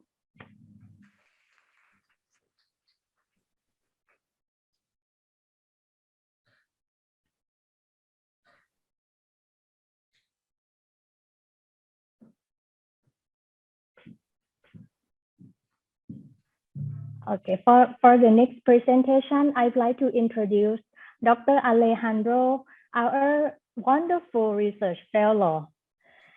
She'd like to talk about cardiac rehabilitation for all, or the GROW project. That's supported by the Flinders Foundation. Welcome, Dr. Alejandro. Thank you. Okay, I'm privileged to be here among this group of smart people led by Robin and many other leaders, senior leaders of the team. I'm presenting the baby of the CHAP project. This baby, ladies and gentlemen, started to grow. So we have cardiac rehabilitation for all. As the baby of CHAP, it has the same spirit. You will see that we have a lot of co-design, a lot of consumer involvement, but especially this time we are talking about a specific population. So low income, low literacy, the most marginalized sectors of our society. This is a fantastic group, and I'm presenting on behalf of all of them. Okay, so as I was saying, a telehealth cardiac rehabilitation pathway tailored to the needs and preference of disadvantaged population living with cardiovascular disease in rural and remote areas of Australia. Why? Why did we get here? As we understood here, cardiac rehabilitation telehealth services need to be redesigned. We were hearing from our consumers early today, fantastic stories about how they feel and what they needed and what was important for them.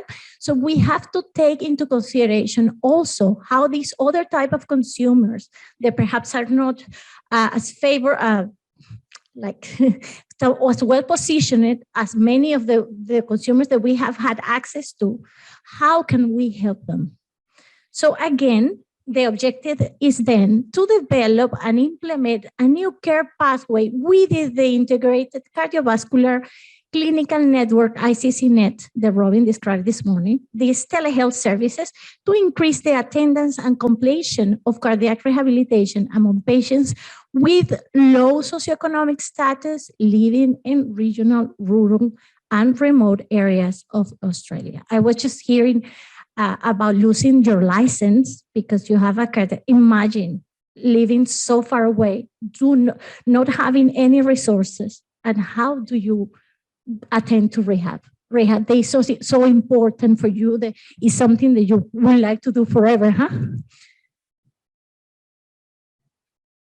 So what is the hypothesis? As I am describing this, basically we believe that co-designing a care pathway within the existing telehealth services with patients with low socioeconomic status living in these areas will improve patient-centeredness at the core, tailor the services to their needs and preferences, which are different for any sector of the population, increase cardiac rehabilitation uptake, as we heard, is very low. Improve cardiac rehabilitation clinical outcomes for patient-reported outcomes and experience measures. Okay, so what are the objectives? The objectives are the following. First, we have to understand the patient journey from the hospital, as we were hearing this morning, to the cardiac, to discharge and cardiac rehabilitation. Then we have to understand the patient's satisfaction with this journey. We heard one experience that the patient didn't remember their journey, and another experience that the kitchen floor was fantastic. I love that one. So we have to explore the patient's cardiac rehabilitation outcome. One thing is what we mentioned here today, that we expect this increment of this, low this medical stuff, but what is a real outcome for a patient?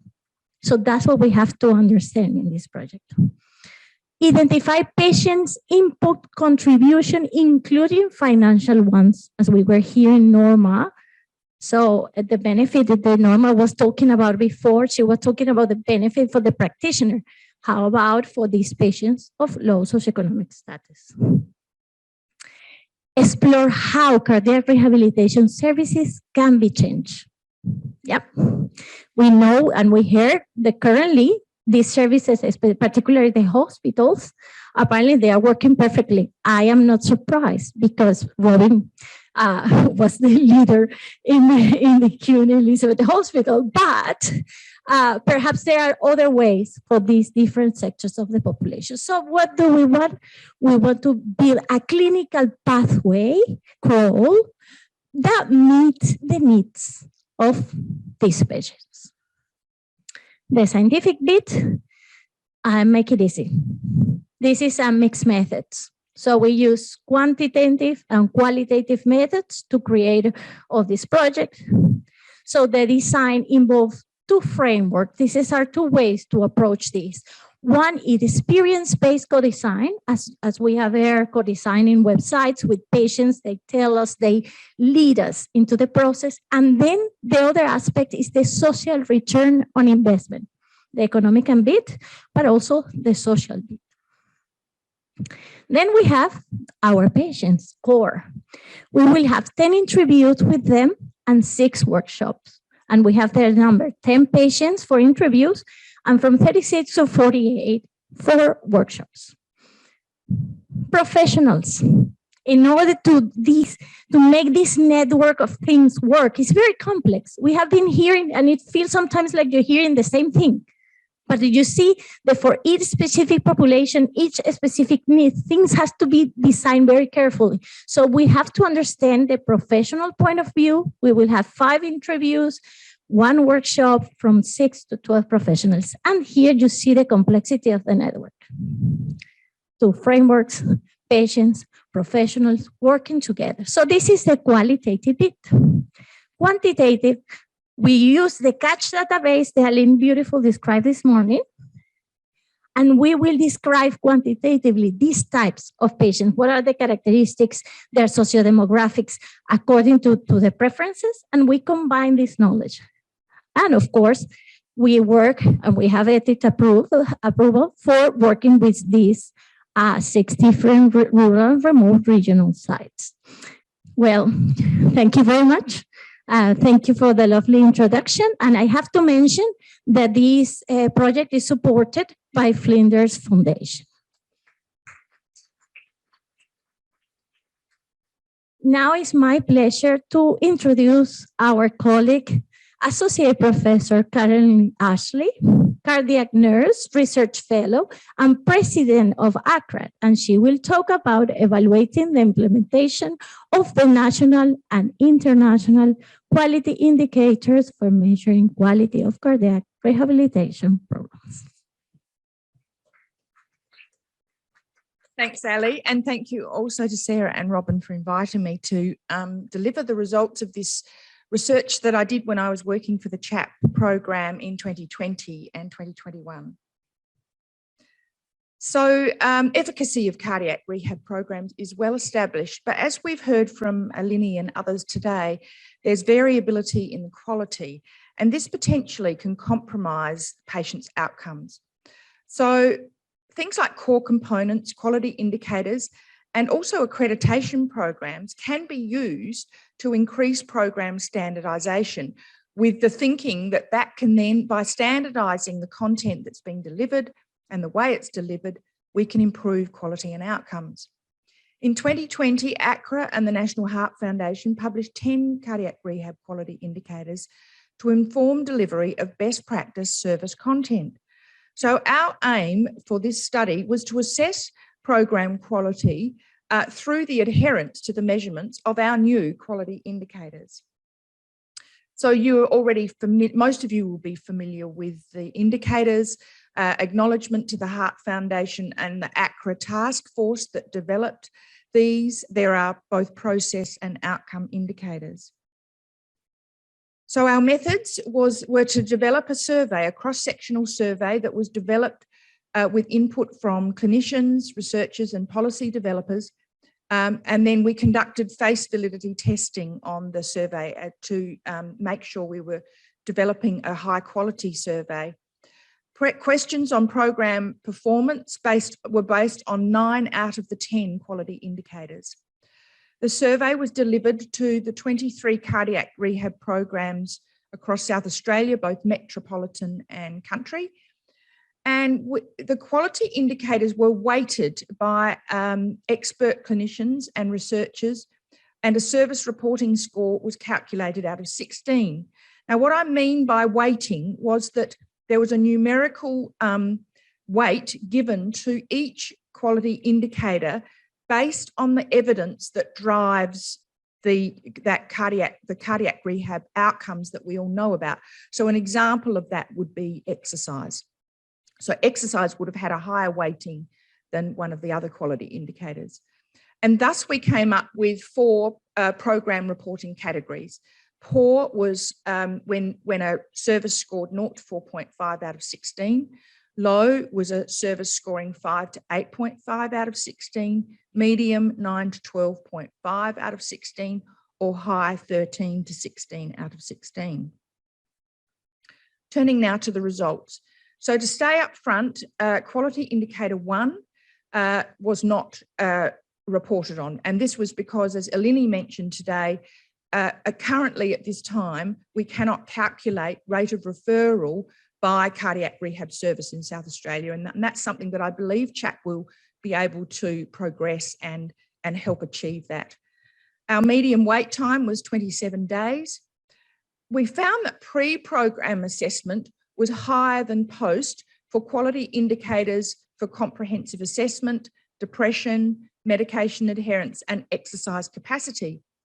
There was limited measurement of health-related quality of life, both pre and post, and 69.5% of programs measured functional capacity using the 6-minute walk test.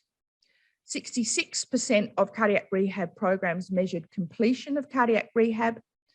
And then turning now to our performance score, 13% were ranked at the high level out of 16, 74%, or the majority, were ranked at medium, 13% at low, and no services ranked as poor.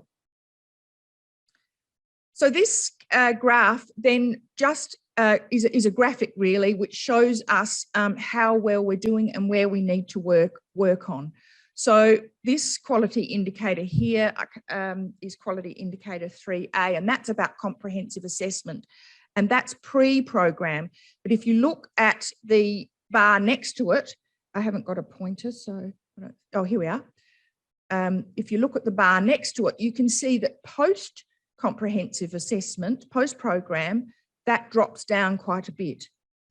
And these are the things that we're trying to identify. So this next one is quality indicator 4, both pre and post program. And this relates to depression screening. And you can see that that's largely the same pre and post program. So that's good.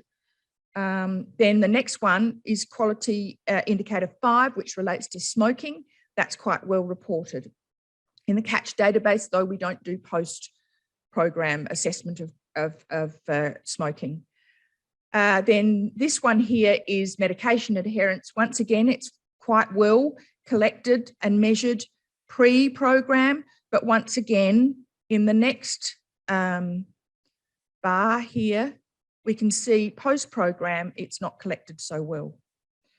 And the last one is exercise capacity. And once again, the same pattern occurs.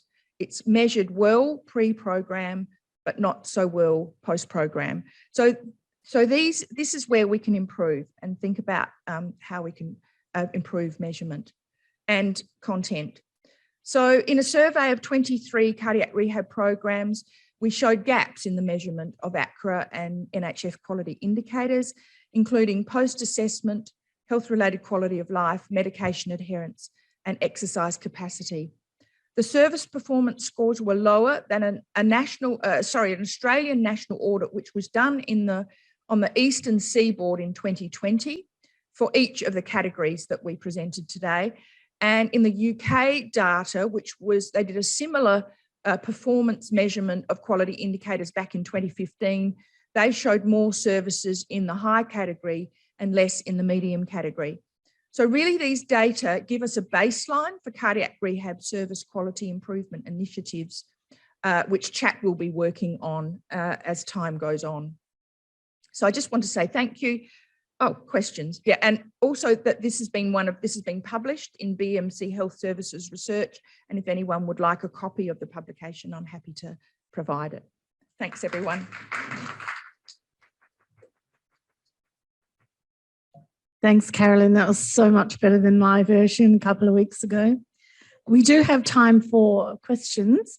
And just a reminder, if our in-house audience would like to come to the microphone, we can put you on screen for those who are online. And we have over 14 people online at the moment. If you'd like to ask a question, please raise your hand and we can bring you up onto the screen. So are there any questions for that amazing series of presentations? Joyce, isn't it? Sorry. Joyce, I'm really impressed with the CPD program that's been running for the CHAP. I think this is a great value add. And it seems to me like it's really going from strength to strength. Would you agree with that as you're planning the next iteration of education? Yeah, no, absolutely. And I wouldn't want to take a lot of that credit. I recently just stepped into the role.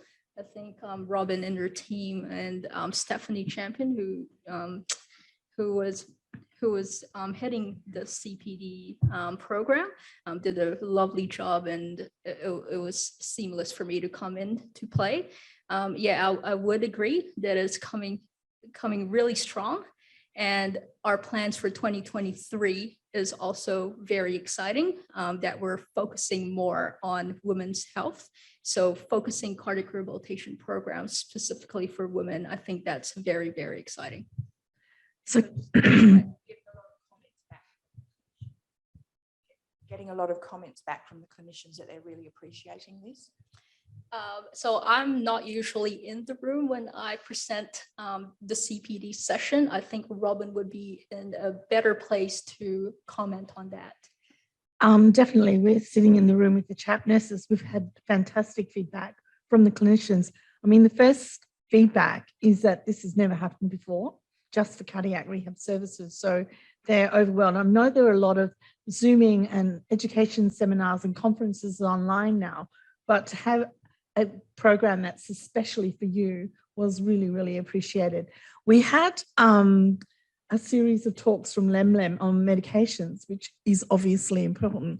But then we tried the service of the month, and that went viral because Julie Redfern was at one of the sessions. She said, oh my God, this is a brilliant idea. She's taken it back to New South Wales. And apparently there's some national service of the month. But that to me, and for those clinicians who are online, was a game changer because they talked to each other about our practices. There were 4 slides in each presentation, and one was about us and what we do and our clients. The second slide was how did we approach the pandemic? And so everyone was sharing ideas. And then the third slide was usually a discussion about something incredibly unique about the services. And Linda, you still stay in my mind. You're the stop-start service, aren't you? Are you the stop-start? Yeah. So patients can go back to work for a while and then come back and work with you if they want to, intermit their programs. So a whole lot of innovation going on out there. And we also met Aboriginal liaison officers who are working in cardiac rehab. So as I said, it's been a game changer, but I'm going to go back to you just for a minute, Wendy.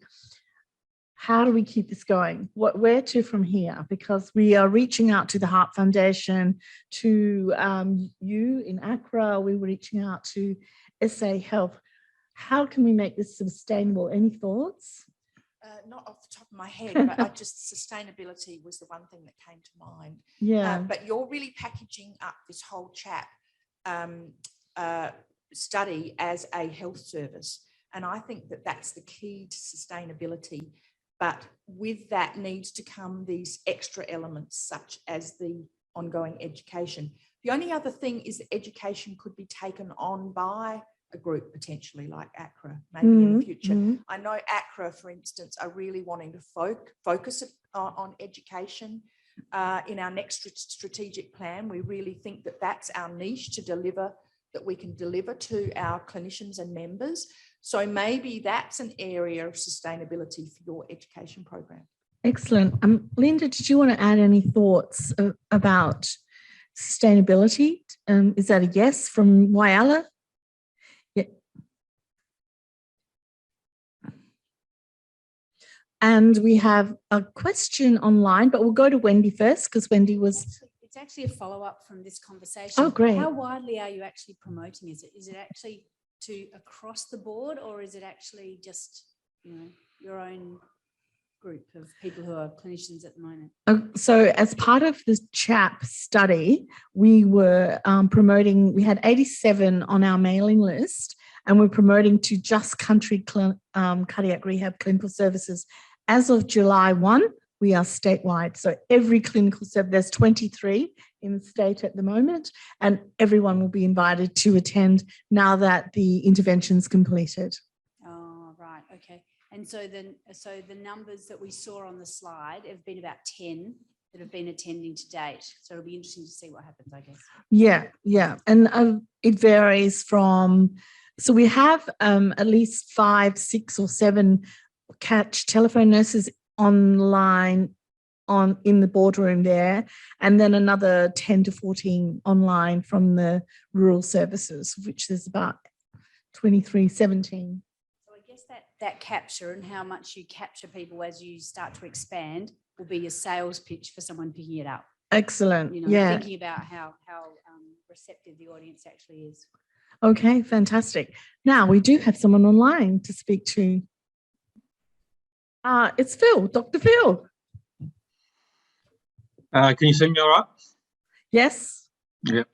One of the things we found really, or I found really useful as a clinician when we did our very first web-based cardiac rehabilitation work back well over a decade ago now, was the ability for patients to enter their blood pressure, their pulse, and how they were feeling, and what bits of the cardiac rehabilitation program they'd completed. Have we got that built into this model at all yet, or not? No. No. No, we're not monitoring physiological parameters at this stage. The biggest challenge that we've have not really succeeded in, and Joyce is here to pick up the challenge, is integrating activity monitoring into the website. That would be, and that would come with pulse rates and the various other parameters that the wearables have, but we haven't cracked it to get data from a public commercial usable wearable at this stage, Phil. But we an app or something, yeah, where patients can enter data and that can be fed into the system. That would close the loop, that's all, from my point of view as a clinician. Yeah, so that's the next step, isn't it? Yeah. Yes, Eleni. Oh, just a clarification from Phil's question. Are you asking about telemonitoring or are you asking about patient entering data? Patients entering data, yeah. I mean, it Okay. could be telemonitoring if we wanted to go down that sophisticated route, and we've certainly got some experience in that in ICC. Yeah. But I'm in the program we ran over a decade ago, the patients just entered their own data into the database. And as a clinician, if I was consulting and seeing one of these patients, it's actually really handy to look at that information. No, so actually patients are entering data in the CATCH web, the web-based program. And we have fantastic results, preliminary results. We were looking at the data the other day, and we have almost 100% of completion of the data from the patients. So we have split the questions. Of course, there are questions to the patients. There are data that are clinical data, and these are addressed to the nurses. And we have this high rate of completion from the patients. So yeah, it's actually confirming what you're saying, that patients are happy to engage in this kind of data entry. So it's so Phil wants us to go to the next level and incorporate pulse, oxygen saturation, blood pressure, telemonitoring. Yeah, how they're feeling and which bits of the program they've completed. Yes, we can. Yes, that's really important. We can see. Do you know the completion rate from the initial review? No. They are all around completion of the program? Of the modules. No, we haven't seen this data yet. Sorry. Yeah. Cool. Watch this space. Phil, did you have any other questions? No, that was good. We'll come back to you in a couple of minutes. One more. Sorry, I do have a question for Phil. A question from Joyce to Phil. Phil. That's using the technology at its highest level. Given that, sorry, Phil, can you hear me okay? Yeah, I can hear you. Yeah. Yes. So given that I've been given the task of integrating some objective measures into the web-based program, what are the physiological markers that you're interested in? Well, blood pressure was the main one from my point of view as a clinician. But I also found the patients' self-assessment of their mental state or degrees of anxiety, that sort of thing, was quite helpful.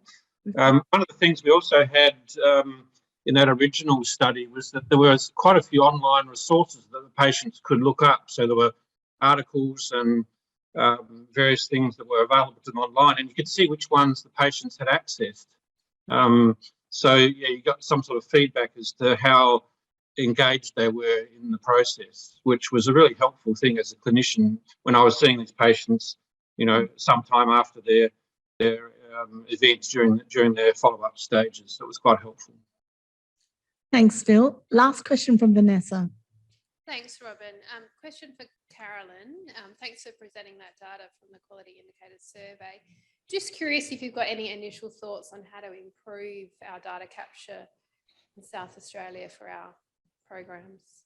Well, I think that's what Robin and her team are going to achieve with the CHAP, the program. But I think as you chip in here, Robin, but my understanding is that this is what the whole of the CHAP work and the engagement with the clinicians and the services is going to improve the actual completion of data in the CATCH database and and the next generation of the CATCH database. Would that be a fair comment? Absolutely fair. And we can go back to 2011 when we first looked at data entry and look at the curves definitely going up. And I think when I look at Linda in the audience here, I think the education program has been one way of educating, teaching, encouraging clinicians to value the entry of the outcomes data and the clinical indicators, because, you know, we go through each module and we talk about the way it's assessed and evaluated in clinical practice. So I think we've done it by giving out a lot of love through education and visits and on-site co-design workshops. And we're hoping that that will translate into commitment to improving quality indicator data entry and collection. But watch this space. We'll know next year how well it's gone. I'm feeling positive. Good question, Vanessa. Okay. So it's time for our last session today before our final session, which is closing remarks from the fabulous Dr. Phil. And the panel for this afternoon is, and if we could show the panel members, Professor Steve Nichols, say hi to Steve. I'll ask the previous session to leave the stage and invite Clayton and Linda back to the stage.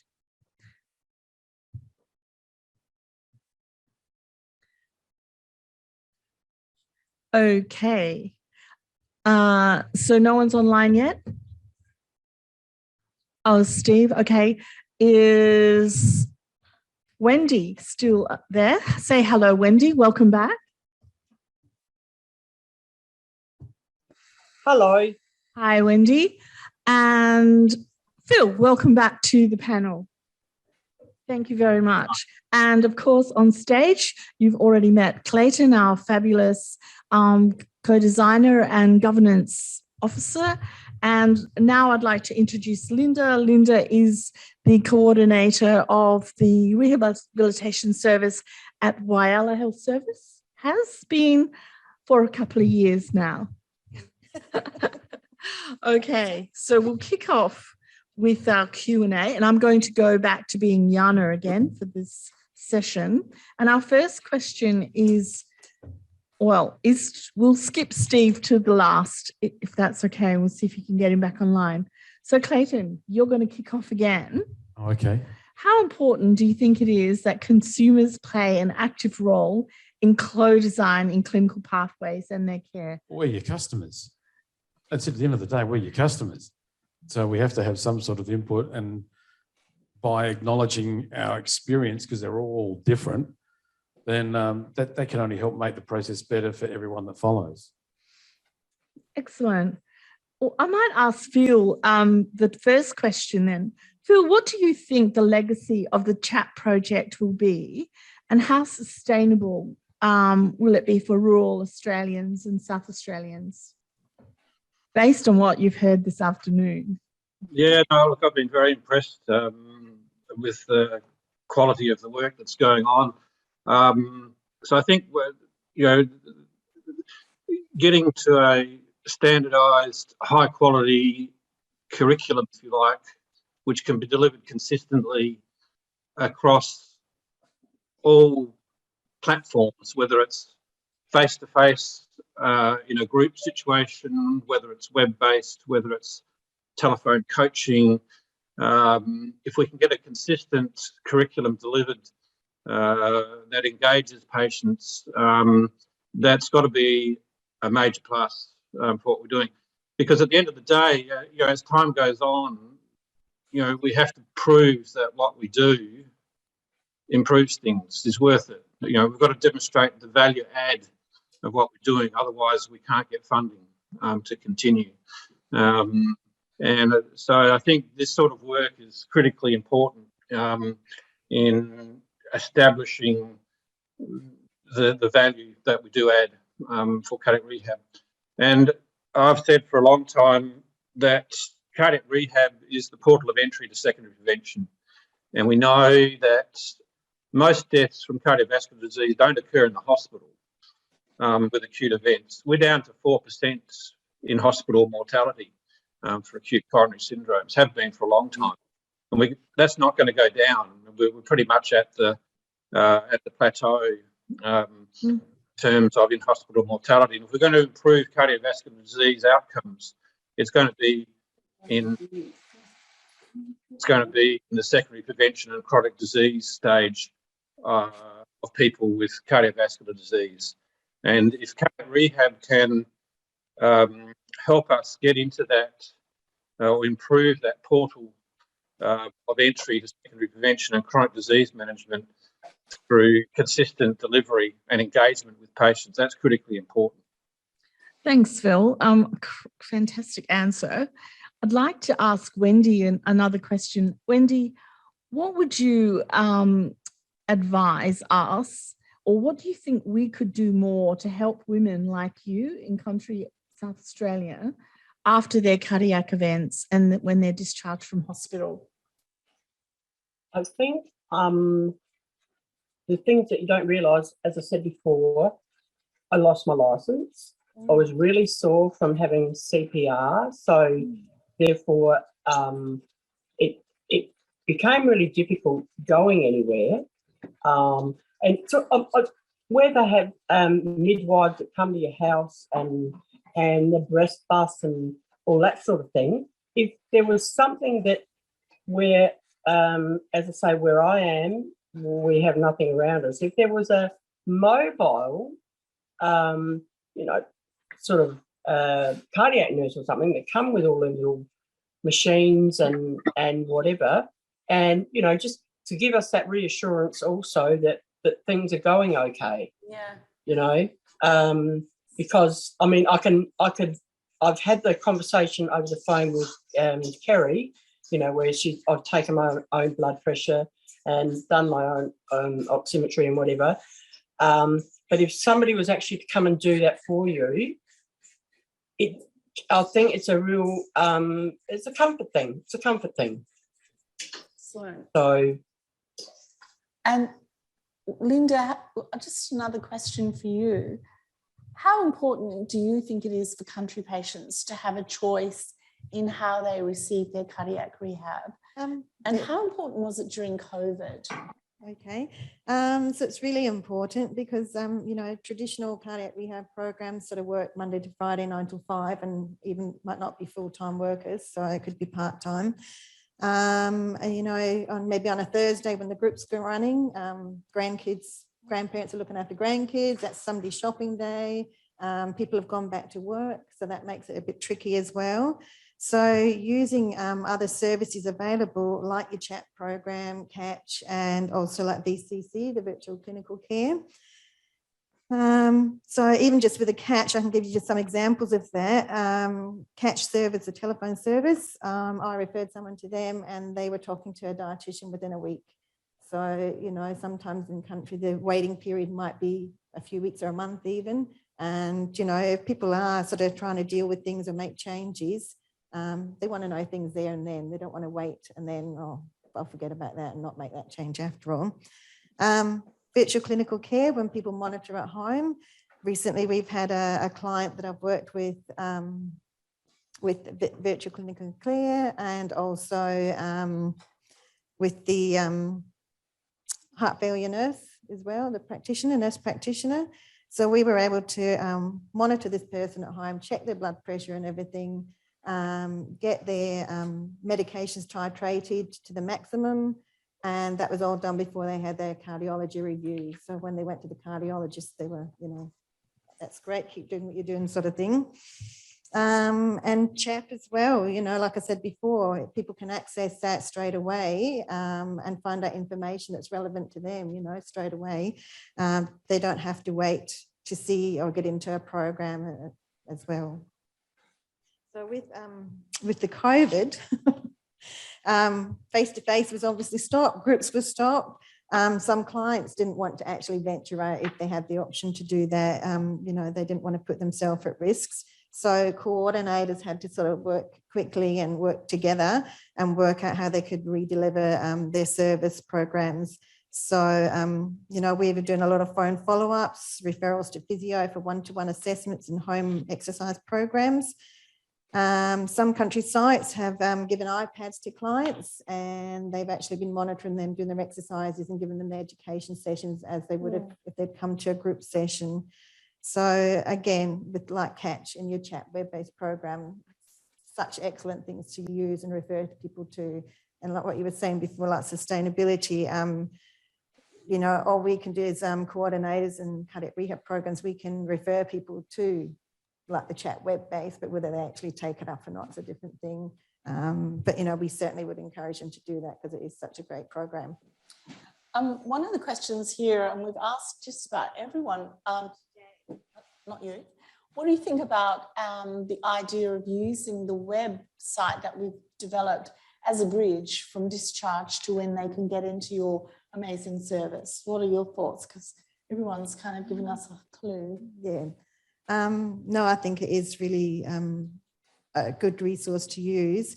You know, some programs, well, I mean, at the moment, we're all still trying to get back to having our actual programs, and whether it's, you know, the group sessions or whether it's face-to-face we're doing. But most certainly, if, you know, there is that waiting period of people to get in and things like that, it would be excellent for them to take up that option and get on the web and do it. Fantastic. Okay, I'm going back to Phil now. Phil, what can you see the impact that the CHAP project is having on enhancing the partnership between the cardiac specialist care and primary care? Well, as I said before, this idea that cardiac rehab is the portal of entry to secondary prevention, which is delivered essentially by primary care, has been probably the weak point, and still is the weak point in the whole system. This integration between what happens in hospitals, what happens with specialists, and what happens in primary care has always been somewhat problematic. And these sort of systems where we can deliver a consistent message and product, which also, in terms of the hybrid programs we're talking about delivering in general practices, is really important. And the modelling you've done around the business case for hybrid care is really important. I mean, there are some challenges in that. I mean, we've got really difficult workforce situations. It's really hard for the general practice to even contemplate being involved in that. Where you've got reasonably healthy, larger group practices, and you're working with some of those in Clare and Waikerie and perhaps places like Murray Bridge or some of the larger clinics, I'm sure that business model will be really important. I think what we do have to think about is where we're under workforce pressure, and I suppose that's where the traditional system or the other platforms for delivery, whether it be the traditional group-based face-to-face programs, whether it be web-based or telephone coaching, has to fill gaps. But it's critically important that when we do those alternative programs that we're communicating with the primary care doctors and practice nurses about what we're doing and how the patients are engaged in that, which is why I was raising this issue before about patients entering data for all of us to be able to see. Great. We will take up that challenge. I think we will action that in our data collection and web-based programs. So what I'm going to do is we've answered all the questions on the script. So I would like to ask Wendy and Linda and Clayton, and then ask Phil to make closing remarks about today's session. But before we ask Phil to close, Wendy, thank you for coming online today, and thank you for your amazing contribution and sharing the story with us. What are your impressions about the CHAP project? And is there any good advice, from a patient consumer that you want to give us, or a challenge that you think we should take up and go and investigate as your own personal research team? I think it's an absolutely invaluable program that you've got there. I know for myself, as I said, I was reassured and excuse me, having like as say Kerry just nudging me a little bit, and it made things a lot I think clearer, and I was as I said reassured. I was reassured, and I think to have that service there was a very, very huge help. Huge. Fantastic. Thanks so much, Wendy. No worries. Clayton, what are your impressions of today? What have you learned? What's your feedback to the CHAP team? Any thoughts on? Keep doing what you're doing. Don't stop. Great. And probably a selfish one or a self-interest one from a media side of it. I think that the media's dropped the ball here, because there should be more talking about this. There should be more publicity. It's almost like it's something we don't talk about. I know a couple of friends of mine that have had cardiac events. Sorry, I've got to get the terminology right. It's kind of the one. It's almost like a taboo topic, and that we'll talk about anything else, but we won't talk about it, and which I find frustrating at times. But I think, it's that to me, I'd like to see happen, and I think the work that you ladies are doing, absolutely outstanding, just absolutely, and the best in the world are coming here to work. I reckon that's sensational. That's fantastic. So keep doing it. Don't stop. Thanks. That's a good pep talk for the team, Clayton. I need that.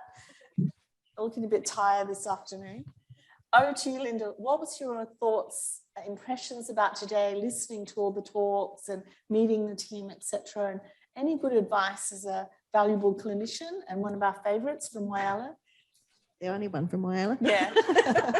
It's easy to have a favourite.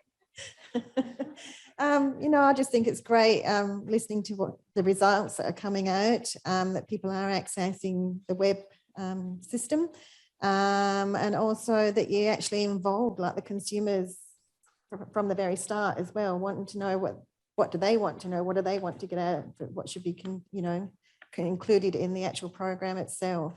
And even like things like the different modules that are there. for the maybe a bit more sensitive issues, you know, people coming out of hospital maybe wanting to know about resuming sexual activity and things like that. They can just get on there and it's all there. They can find out, you know, when they can do that again safely, and even just driving and that sort of thing. So important questions to people, some that they might be, you know, a little bit more intimidated asking face to face and that sort of thing. So no, I think it's excellent, and I hope it keeps going. So thank you, Linda, and thank you for coming, and thank you for your contribution, which has been really important because we have to get the opinion of the clinician's voice into everything we do. So just before I hand over to Phil for final remarks, I need to say that I wouldn't be standing here before you today if it wasn't for Dr. Phil Titterman. A long time ago, about 10, 11, 12 years ago, when I just finished my PhD, I gave a talk in Alice Springs, and Phil and Rosie came up to me and said, hey, I love what you're doing. This is amazing work. It's what we're into. And then from almost that day onwards, I've come to ICCNet every Wednesday for about 15 years. And that's where Happy Wednesday started. There's been so many outputs from our collaboration together, including this huge grant. But it is Phil's vision and Phil's passion to improve access to cardiac care for rural and remote patients. And this world-leading point of care cardiology rosters and our work and the VCC work, that's all going on from ICCNet because of Rosie and Phil. So I have to acknowledge that, Phil, and hand over to you for final remarks. Thanks, Robin. Look, we've been on a very long journey in terms of trying to get cardiac rehab into prime time in the cardiology world.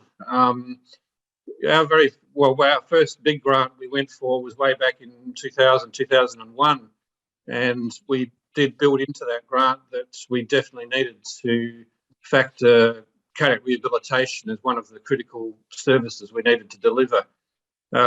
Mind you, it took us probably nearly 12 to 13 years before we actually got something on the ground. And we started work with ACRA in 2005-06, just some discussions, or SACRA actually, it was South Australian Cardiac Rehabilitation Association. In those days, we had some early discussions. When the statewide clinical networks were established in 2007, we started to make progress, and certainly Wendy Keach was very instrumental in leading that group. And some fantastic work was done around the models of care, and that was published in 2 volumes. And we took that work because the government didn't actually fund what we recommended out of that work. But we managed to take that work to the Country South PHN, or was it Medicare Local in those days, back in about 2012. And we got them to fund the very first iteration of the CATCH program using the telephone-based coaching. And they stumped up quite a bit of cash to get our databases up and running. And that was in about 2014. And we've built from there, and the CATCH program is still funded on a contract basis by the Country PHN, which we're extremely grateful for. And I heard from Rosie yesterday, and she apologises for not being with us today, but I heard from her yesterday that we'd been signed off on a further 12-month contract for delivery of CATCH.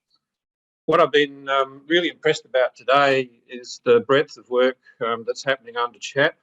I think the methodologies that are being used are really robust, and I think this is where working with universities is really important, because the methodologies required for doing a PhD bring us up, lift us up to producing work that's of international standard and quality. In fact, can lead us internationally. So the methodology, I think, going into all of these studies is absolutely tremendous. And the fact that we've been able to get grants from the Hospital Research Foundation, from Flinders Foundation, from some of the drug companies like AstraZeneca, I think that's difficult to do. It's very time consuming, and the value of this program, of the CHAP program, is being able to drive that sort of thing. We certainly couldn't drive it if we were trying to run it through SA Health. That there's just not the resources for us to be able to tap into to develop these things. So this partnership with the university and with Robin's leadership of that has been absolutely fantastic. The other thing I've been impressed about is that we really, and this is where I see CNET has, I think, been successful, is we believe in incremental change. So we take what we've got. We know we've got some really good face-to-face cardiac rehabilitation programs out there, and we're building on them, and we're looking for incremental change. And sure, some of these things might not work out. We might find some of these research things don't translate into something we use at the end of the day, but we've got to go down these pathways to determine what is going to work and how we can improve things. And as I said before, if we can get to the end of the road with the CHAP program, where we have standardised, measurable quality in our cardiac rehabilitation programs, no matter how or where they're delivered, and we can use that as the portal of entry to secondary prevention and chronic disease management, that's where we need to go, because cardiac rehabilitation is not an end in itself. Cardiac rehabilitation will go on for some months, 3 or 4 months after a patient's had an event, but it's not. That's not the end of the road. It's actually looking where that leads us into improving secondary prevention and chronic disease management. And there's a hell of a lot of work to do in that space, and we're working with our colleagues in New South Wales and Western Australia to look at this issue of improving secondary prevention and chronic disease management going forward. And South Australia's got a pretty good reputation in that regard, and we want to build on that. So I've really enjoyed today. I'm up in Port Augusta, and having being able to participate by telehealth or teleconferencing. That's the other thing I've been impressed about, is the quality of what you've been able to achieve today in terms of the audio visual and the integration. Days gone by, we've struggled to make these systems work, and now they work seamlessly. And that's probably one of the benefits of COVID, is we've had to embrace these technologies so that people can participate. And we know that especially when we're dealing with rural health, there's people scattered all over the place who want to participate. And if we can provide the platform like we have today, which works seamlessly and engages people and involves people, that's really important. So that's just some of my observations today, but I've really enjoyed it, and I'm really impressed by the methodology, and what you presented today has been tremendous. And I think a lot of credit goes to you, Robin, for leading this, because someone has to coordinate it and dream up the ideas, and I just congratulate you on the work that's been done.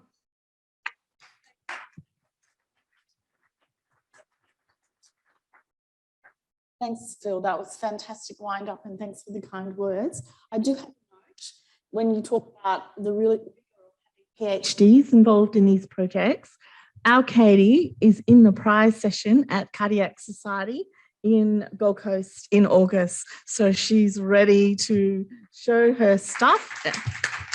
And just getting to the prize session, as you know, is an honour enough, but we'll be rehearsing for a winning entry. So that's going to be fantastic for us as well, for the whole CHAP project.